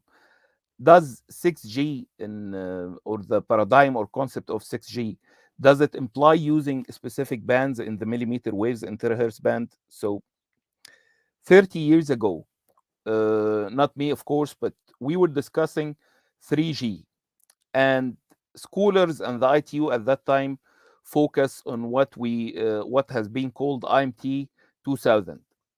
And IMT 2000 was named 2000 because of mainly of 2 reasons. First of all, because we expected 3G to be launched at the millennium, and secondly, because it was expected to be deployed in the 2 gigahertz. At that time, we were right. But 20 years after that, and coming to 5G or IMT 2020, at that time, we focused on the millimeter wave at the pioneer band for 5G. And we even spent years before WRC 19 discussing that. And even before that, in WRC 15, we've spent long nights discussing whether to include 28 gigahertz or not. But as Richard has highlighted today, things do not look good at the moment for the millimeter waves. Have we been mistaken? Let's answer that later. But back to 6G. And it's very fortunate, Richard, that this is the last panel, because after all these exciting discussions between the mobile camp, the satellite camp, if I may have like one message to you, to convey to you, is simply to learn from our past in the mobile technology development and try to consider that in planning for the future. Don't have such paradigms that 6G should be implied in a specific band, terahertz band or millimeter waves band or any specific band. Our focus should not be as a spectrum, but rather, as Professor Timothy has mentioned, on that killer application. So 4G, was it successful because of the, I don't know, 2.5 gigahertz or 2 gigahertz or 3.5 gigahertz? Or was it successful because of that iPhone that was launched, I don't know, 15 years ago? And here it is, 4G. So at the end of the day, the end users, my three daughters, they don't care about the spectrum. They don't care about which spectrum bands are using. They don't even care if it's 6G or 5G or XG. They care about what that technology would provide to them.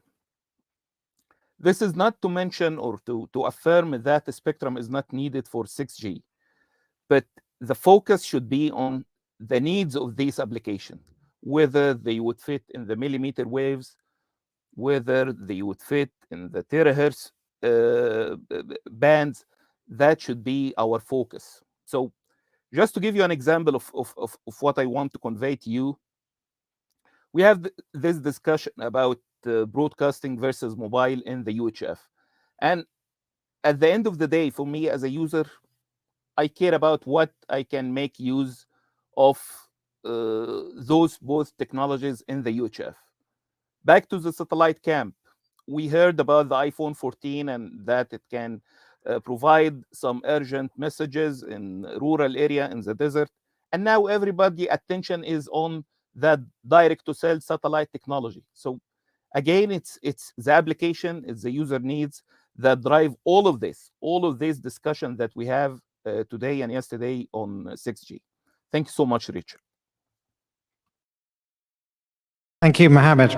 Okay.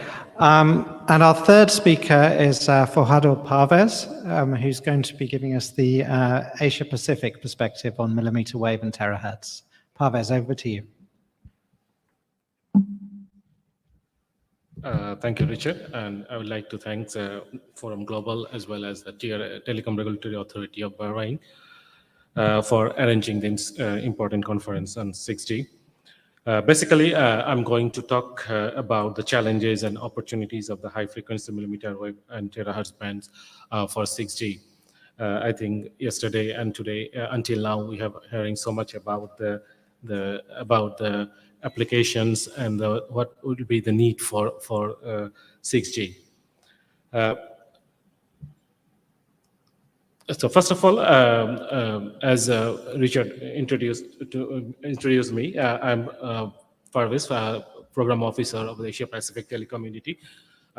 Since this is out of the Asia Pacific region, basically, I would like to introduce APT to you for about 30 seconds. APT is an intergovernmental organization founded by the UNESCAP and ITU in 1979. We are based in Bangkok, Thailand. This is a similar organization like CEPT or the Arab group in this region. We are having currently 38 membership and then 4 associate members and 143 industry members. As you can see in the map, our geographical coverage starts on the north from Mongolia and down New Zealand, and on the west side from Iran, on the east side, Cook Island. So the geographical coverage in terms of the population, in terms of the variety, we are one of the largest region in this telecom area. So basically, we are in charge of the Our organization basically harmonized the regional common proposal for ITU plenipotentiary conference, WRCs, WTDCs, we say, WTSA, and other ITU related activities. Now come to our topic, 6G. So basically, when you look, many of you, when you open any presentation on 5G, you are very much familiar with the triangular figure, correct? So 3 types of applications that you always notice. So what are those? We know that those are EMBB, URLLC, and then MMTC, which is machine-to-machine communication. So basically, when you go from 5G to 6G, what will be the possible application services? So we may have enhanced ultra-mobile broadband. We may have enhanced ultra-reliable communication. Then we may have ultra-mobile machine-to-machine communication. And then in top of that, we are having 2 additional things, LDHMC and ELPC. I think Professor Tim already touched some aspects of the ELPC. In terms of the network architecture in 5G, we are using 5G in our cellular, and then also we have millimeter wave network. When you move to 6G, you may have, as we have heard yesterday and today, everybody talk about AI too much, AI-empowered network, and the millimeter wave and then terahertz network. So currently, as you know, that the spectrum for 5G, we are having the low band, mid band, and millimeter wave band. And for the 6 gigahertz, actually, we don't know yet, but anyway, we will search, the community will search a spectrum in the lower band, mid band, also 7 to 24, which is debatable, and then also millimeter wave as well as terahertz. So it's actually much further. When you look at this requirement, to fulfill the objective of 5G, based on the report of GSMA, you need about 5 gigahertz of a spectrum for 5G. So what about 6G? We don't know yet. So because still the vision is under preparation, as we heard from Mario this morning, that this is going to be done in June. And then the study, working party 5D will start working on the spectrum need. So maybe next year after WRC, we may know how much spectrum will be needed to fulfill the requirement of 6G. So let's look at some potential and challenges of the millimeter wave. I think many of you already know about that. So what are the upsides? Surely the millimeter wave provides high capacity, which is like some typical, if you consider the 26 gigahertz band, it gives about 4 times capacity than the sub 6 gigahertz band. In terms of the latency, yes, low latency, 1/3 of the sub 6 new radio. If you try to aggregate the millimeter wave band, especially the 26 gigahertz, with the low and mid bands, the capacity increase basically significantly. And one of the important factor that makes millimeter wave is very much attractive is the frequency reuse factor. Because of the small cell size, the frequency reuse factor is quite high, and that makes the capacity much higher.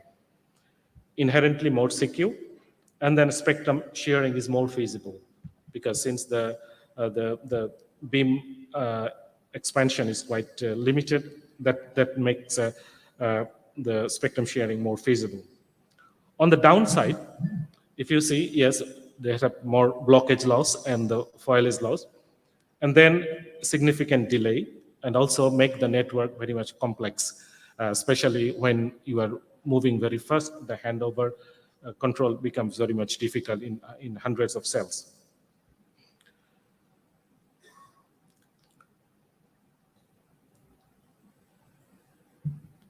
Okay, so if you see the current, which are the bands actually identified for IMT? Actually, a few minutes ago, and even this morning, we have heard the band for 6G, but basically there's no band for 6G. So bands are actually technology neutral. Regulatory basis, yeah, sometimes, in regulation, we say it's 5G or 6G, but in terms of the radio regulation, it's actually for IMT. So whatever purpose you use. So currently, if you remember the outcome of WRC 19, which bands are available for millimeter wave bands are available for IMT, as you see in the table. So the key points that we already have 17.25 gigahertz of identified band from WRC, 14.75 megahertz of a spectrum harmonized globally. And among these harmonized band, basically millimeter wave is globally harmonized, which is a good point about the millimeter wave. And that's a figure from Ericsson, as you can see.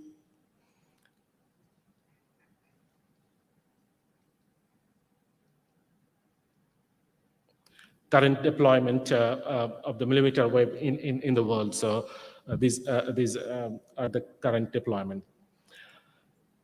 If you come to the Asia Pacific, compared to the world, currently in world, basically globally we have 239 live 5G network.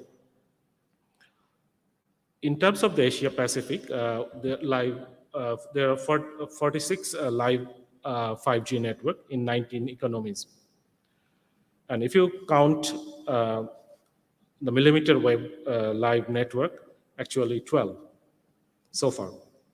So number is not that much attractive, and you have heard the situation in Korea cases. Just to give an example, the real situation, if you look at Japan's cases, Japan nationwide population coverage for 5G is 90%. But if you consider the millimeter wave, the coverage is only 0.0%, means like actually very low coverage in terms of the population, which you cannot bring in percentage when you compare the Japan's population. And the traffic is only 0.2%. So that's a significant thing that we can note here, that even though we have globally harmonized band for millimeter wave, but the deployment cases is very much poor. So why this situation? So this is an interesting figure which has been drawn out by MIC Japan. They try to find it out why situation become like this. So the key reason for this they identified, first of all, dependence on the 4G technology. This is the case we have seen when there is a movement from 2G to 3G. Many of you know the situation in early 2000 when the telecom industry collapsed just before the introduction of 3G. That time, Japan and Korea took a different kind of approach, new kind of overlaying network, the new kind of network. They launched 3G on a separate network. Second important factor that was identified, few compatible devices. The number of devices, terminal devices, is very low. And then few user case, insufficient 5G user experience, and stagnant 5G investment. So now, Japan, MIC Japan has taken they have formed a study group to overcome this problem to implement 5G, especially in the higher bands, millimeter wave bands. So what they are focusing now There you can see on the right side, open and latest 5G unique technology, increase in compatible devices, utilization of higher frequency band, creating novel use cases, insufficient 5G user cases, and expansion of 5G investment. So these are the 6 key areas they have identified that in order to increase the use of millimeter wave band, there will be a necessity for the partnership between industry and the regulator.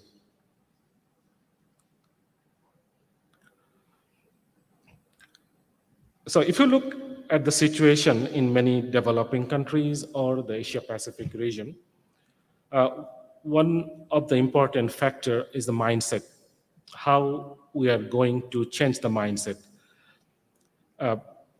First of all, the spectrum pricing issue. I think many of us are very much familiar with this spectrum pricing issue. If you consider the price, spectrum price, what should be the price? So that is debatable. In some countries, like in Maldives, if you know that, Maldives is very much technology-friendly country. Like normally, they adopt the technology much faster than any other country. So one of the reasons is that they don't have any license fee, correct? So the mobile operator can talk to the regulator, and then they can get the license for the latest technology. So they can move from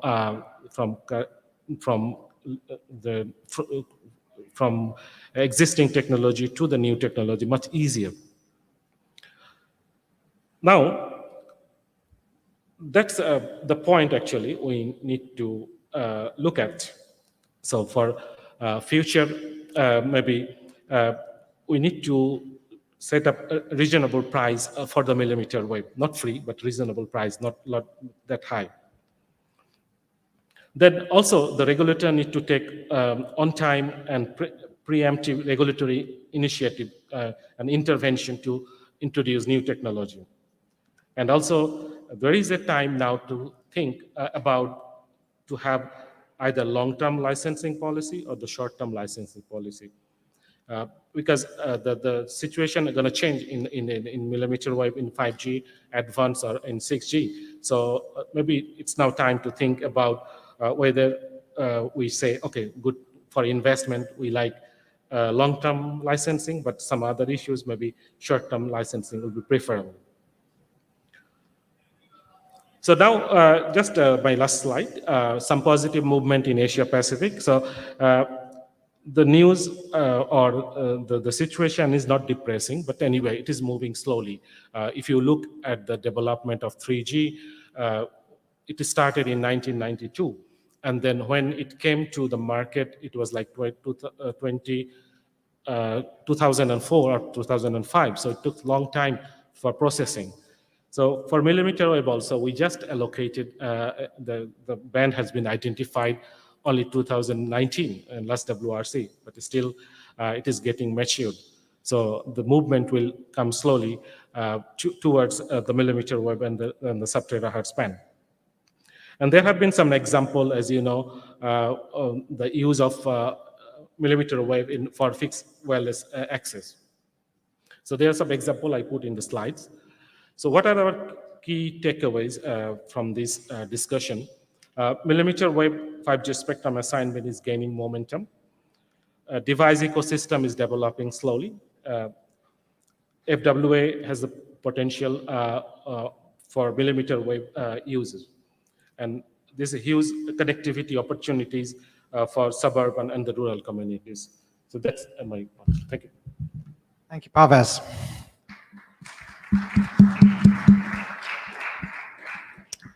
Okay, I know we're a little short on time, but we should have just time for a few questions. So I just want to start it off to the panel.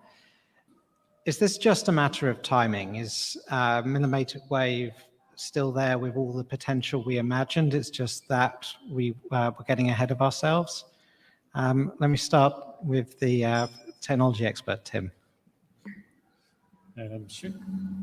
Short answer to that is yes. Yes, we are.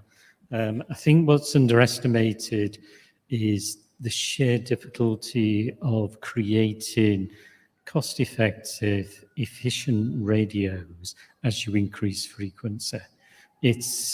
Anyone knows going from our sub 6 gigahertz bands, where radio technology in terms of the technique and the components is very well established.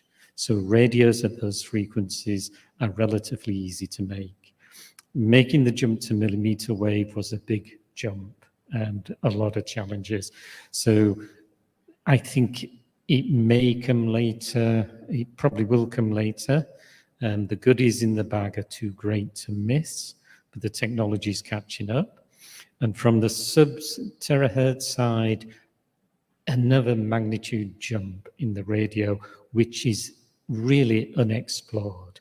And to put that in perspective, you are discussing here about the use of the bands. Well, for anything above 150 gigahertz, there are no measurements of the bands. There's no propagation models. They haven't actually been measured. So you're actually talking about something for which the science has not been done at the moment. So yes, there is a strong caveat of being ahead of ourselves, but that doesn't mean we shouldn't be going there for other reasons. Yep. Thank you. Now, Parvez, you ended on an optimistic note, so I assume your answer is yes, it's just timing. Yeah, it's just the timing. And Mohammed, what's your view? Thank you so much, Richard. Can you hear me well? We can. All right, just to make sure. So, Richard, spectrum allocation is a complicated area that needs some specific attention when it comes to attention. So, from the ITU perspective, that was on millimeter waves. That was on the agenda of WRC 19 upon demand from member states, upon demand from countries. That listens to the operator, to the manufacturers. And at that time, there was that demand for the millimeter waves. Accordingly, we did discuss the issue for 4 years from 2015 to 2019. And then we decide on that on 2019. The deployment is a different issue that may be have affected by the appetite of the user, of the manufacturers, the COVID, the war, anything, any external factor. But coming from a regulator and talking about the ITU, we did our job and in a good timing. Whether that millimeter waves deployment will be posted this year or next year, it's upon the appetite, and it's upon the appetite not only of that killer application, but talking about countries. So millimeter waves does not necessarily mean that you will have that mobile phone in your hand that operating in the millimeter waves. Sometimes it's about the verticals. And talking about verticals, in some countries, it looks good. I should be optimistic when talking about verticals, talking about big manufacturing countries in Europe. But in other countries, yes, the deployment is not that much. So I cannot tell you now, perhaps by 2025, if we have this chat once again, perhaps the situation would be much different. Thank you. Thank you. So we have about 5 minutes left before we wrap up. Do we have any questions from the audience? Yes, gentlemen.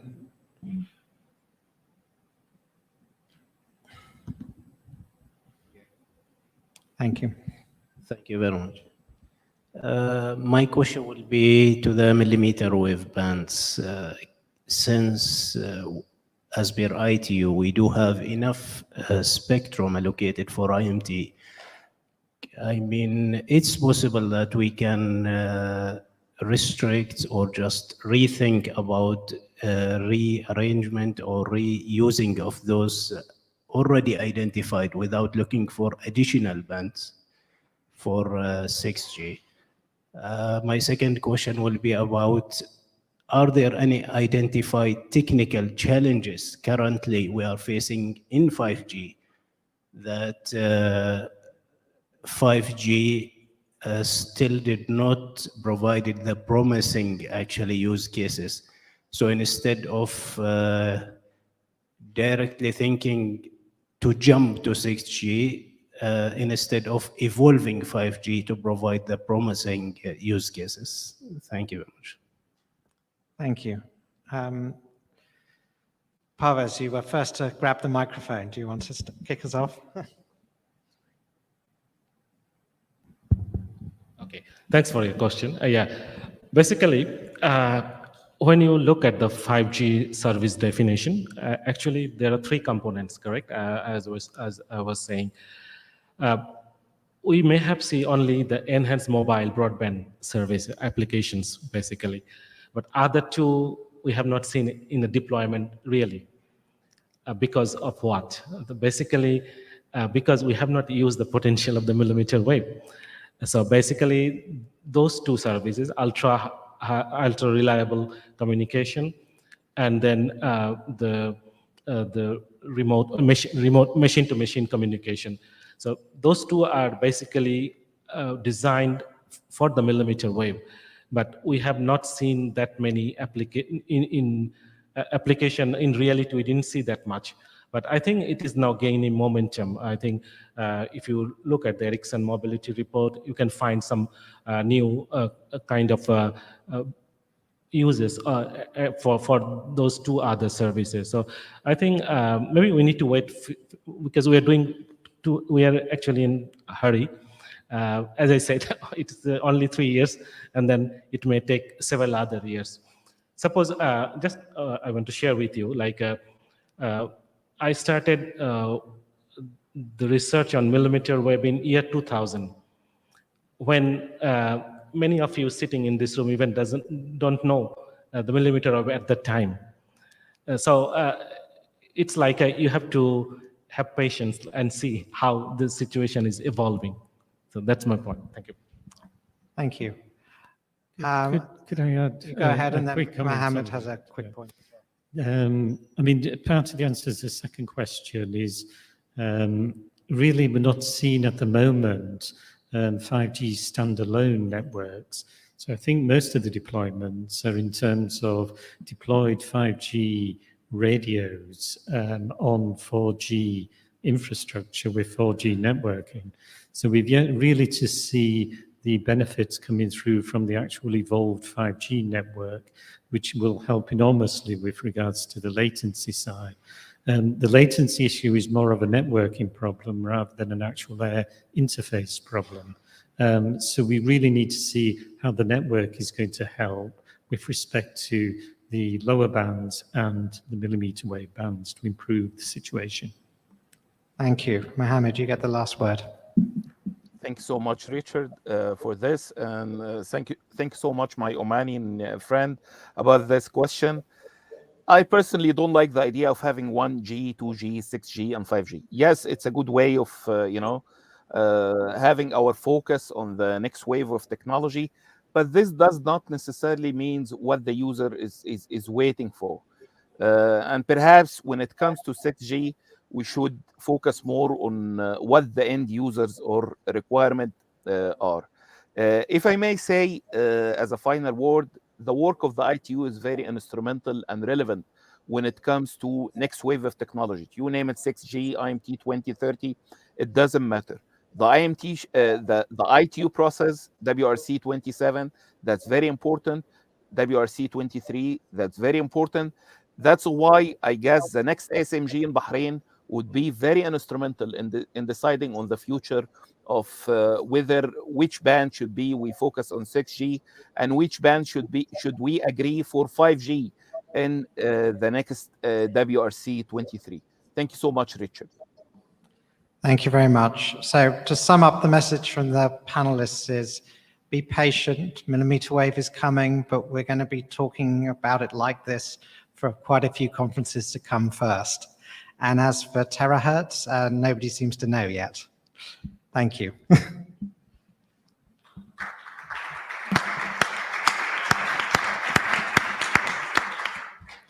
Fantastic. Richard, thank you very much. And thank you as well to our panelists, to Tim, to Parvez, and of course to Mohammed for joining us virtually. So thank you all very much indeed. And that just about wraps things up for this year's conference. So in a second, I'm going to be passing over to Philip Marnick from our hosts here to say a few words and to formally close the conference. But before we did that, I just wanted to say a few thank yous myself. So first of all, I've just mentioned Philip, but once again, I would like to say a massive thank you, I'm sure, on behalf of all of us, to Philip and to all of his team here at TRA for hosting the event, for allowing us and welcoming us into the Kingdom of Bahrain to host the event here. I'm sure you'll all agree they have been fantastic hosts. Couldn't have asked for any more. So really do appreciate that, Philip. Thank you to you, to Bo, to Ahmed, to Munira, to Noura, to Taiba, and to all the team who've been involved. So thank you very much.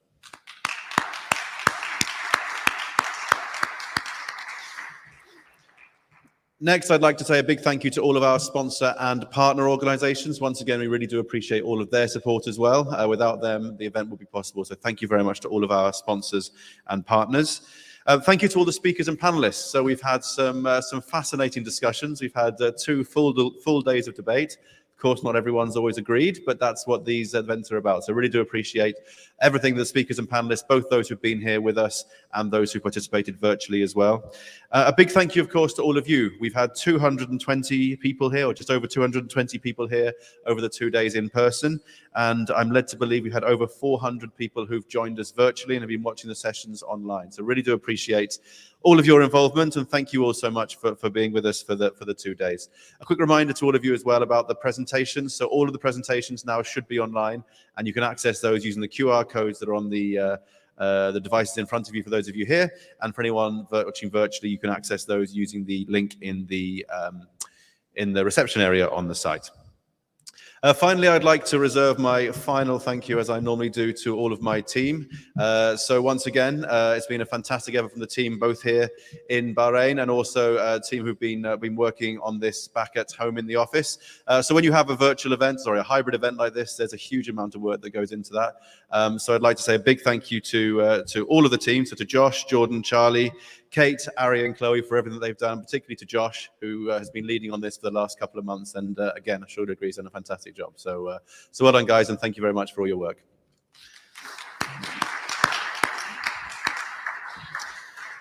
And finally, before I do welcome Philip back up onto the stage, just a shameless plug for some of our upcoming events. So as many of you know, we organize the Global Spectrum Series, and we have a number of regional Spectrum events coming up over the next few months. We have our European event, which is coming up next on the 6th and 7th of June in Brussels as a European Spectrum Management Conference. And then we have our regional events coming up in Sub-Sahara, and that's in August. And then we're actually back here in Bahrain alongside the ASMG meeting, which is happening here, and that's going to be on the 13th and 14th of September. So we will be sending out all of that details for those events to you as well, and very much hope to see many of you at some of those events in the not too distant future. But for now, thank you once again to everyone, and I would like to welcome Philip back up onto the stage to say some final words and to close the conference. So Philip, over to you. Thank you, everybody. And now I'm going to ask some questions of the people sitting on the stage on the basis that you're sitting there saying, but never mind. Thank you very much indeed, and thank you, Dan. These events never happen apart from the people who work behind the scenes and sometimes not quite behind the scenes to make it happen. Not only has it been a great pleasure to work with the Forum Global team, who I've known for quite a while, they are unbelievably professional at putting these events together, both online but also in person. And thank you very much, Dan and your team. My own team has been working away to try and make things happen and get it. And like Dan, I'd like to thank all the speakers who've come along, both online and here in person. 6G is something which in the future will be really important. I think for us now, we need to make the debate about what do we think it is, how do we evolve from 5G, and how do we use new things. The last session, I thought, was one of the most interesting, challenging things we've got. It is, how do you use new frequencies beyond the ones we've already been using forever in an industry which is unbelievably conservative in its approach to spectrum management? How do you make this sort of new thing happen? As Tim said, we don't even have models for some of the things people say are really important and need to do. And actually, when I was in the UK, I made some spectrum available in the 100 gigahertz range to actually allow people to practice, play, and do things, because we'd no idea what people were going to do. But if you don't make it available, people can't do anything and nothing will happen. So how do you do that sort of stuff? So it's really important that we look not just at what today's problems are, but actually what we think the problems are tomorrow. We build things, we allow innovation, and we let the world move in a way that actually can harness and use new things. And just because something doesn't happen immediately doesn't mean it won't happen in the future. And let's allow ourselves to play, innovate, and do to make things work. So for me, I think the world of 6G is going to be an interesting discussion at both the policy level and the technical level for a few years yet. Let's see if we can engage in it globally to make sure we get the right answer, because all of us are interested in our consumers. Thank you very much indeed for coming to Bahrain. For all those people who are listening online, I hope you are sitting in the cold while we're sitting here in the nice warm sun. But next time, come along and see us and see what we can do. Thank you all very much indeed for coming. I hope you enjoy the weekend and the rest of the time. Good day.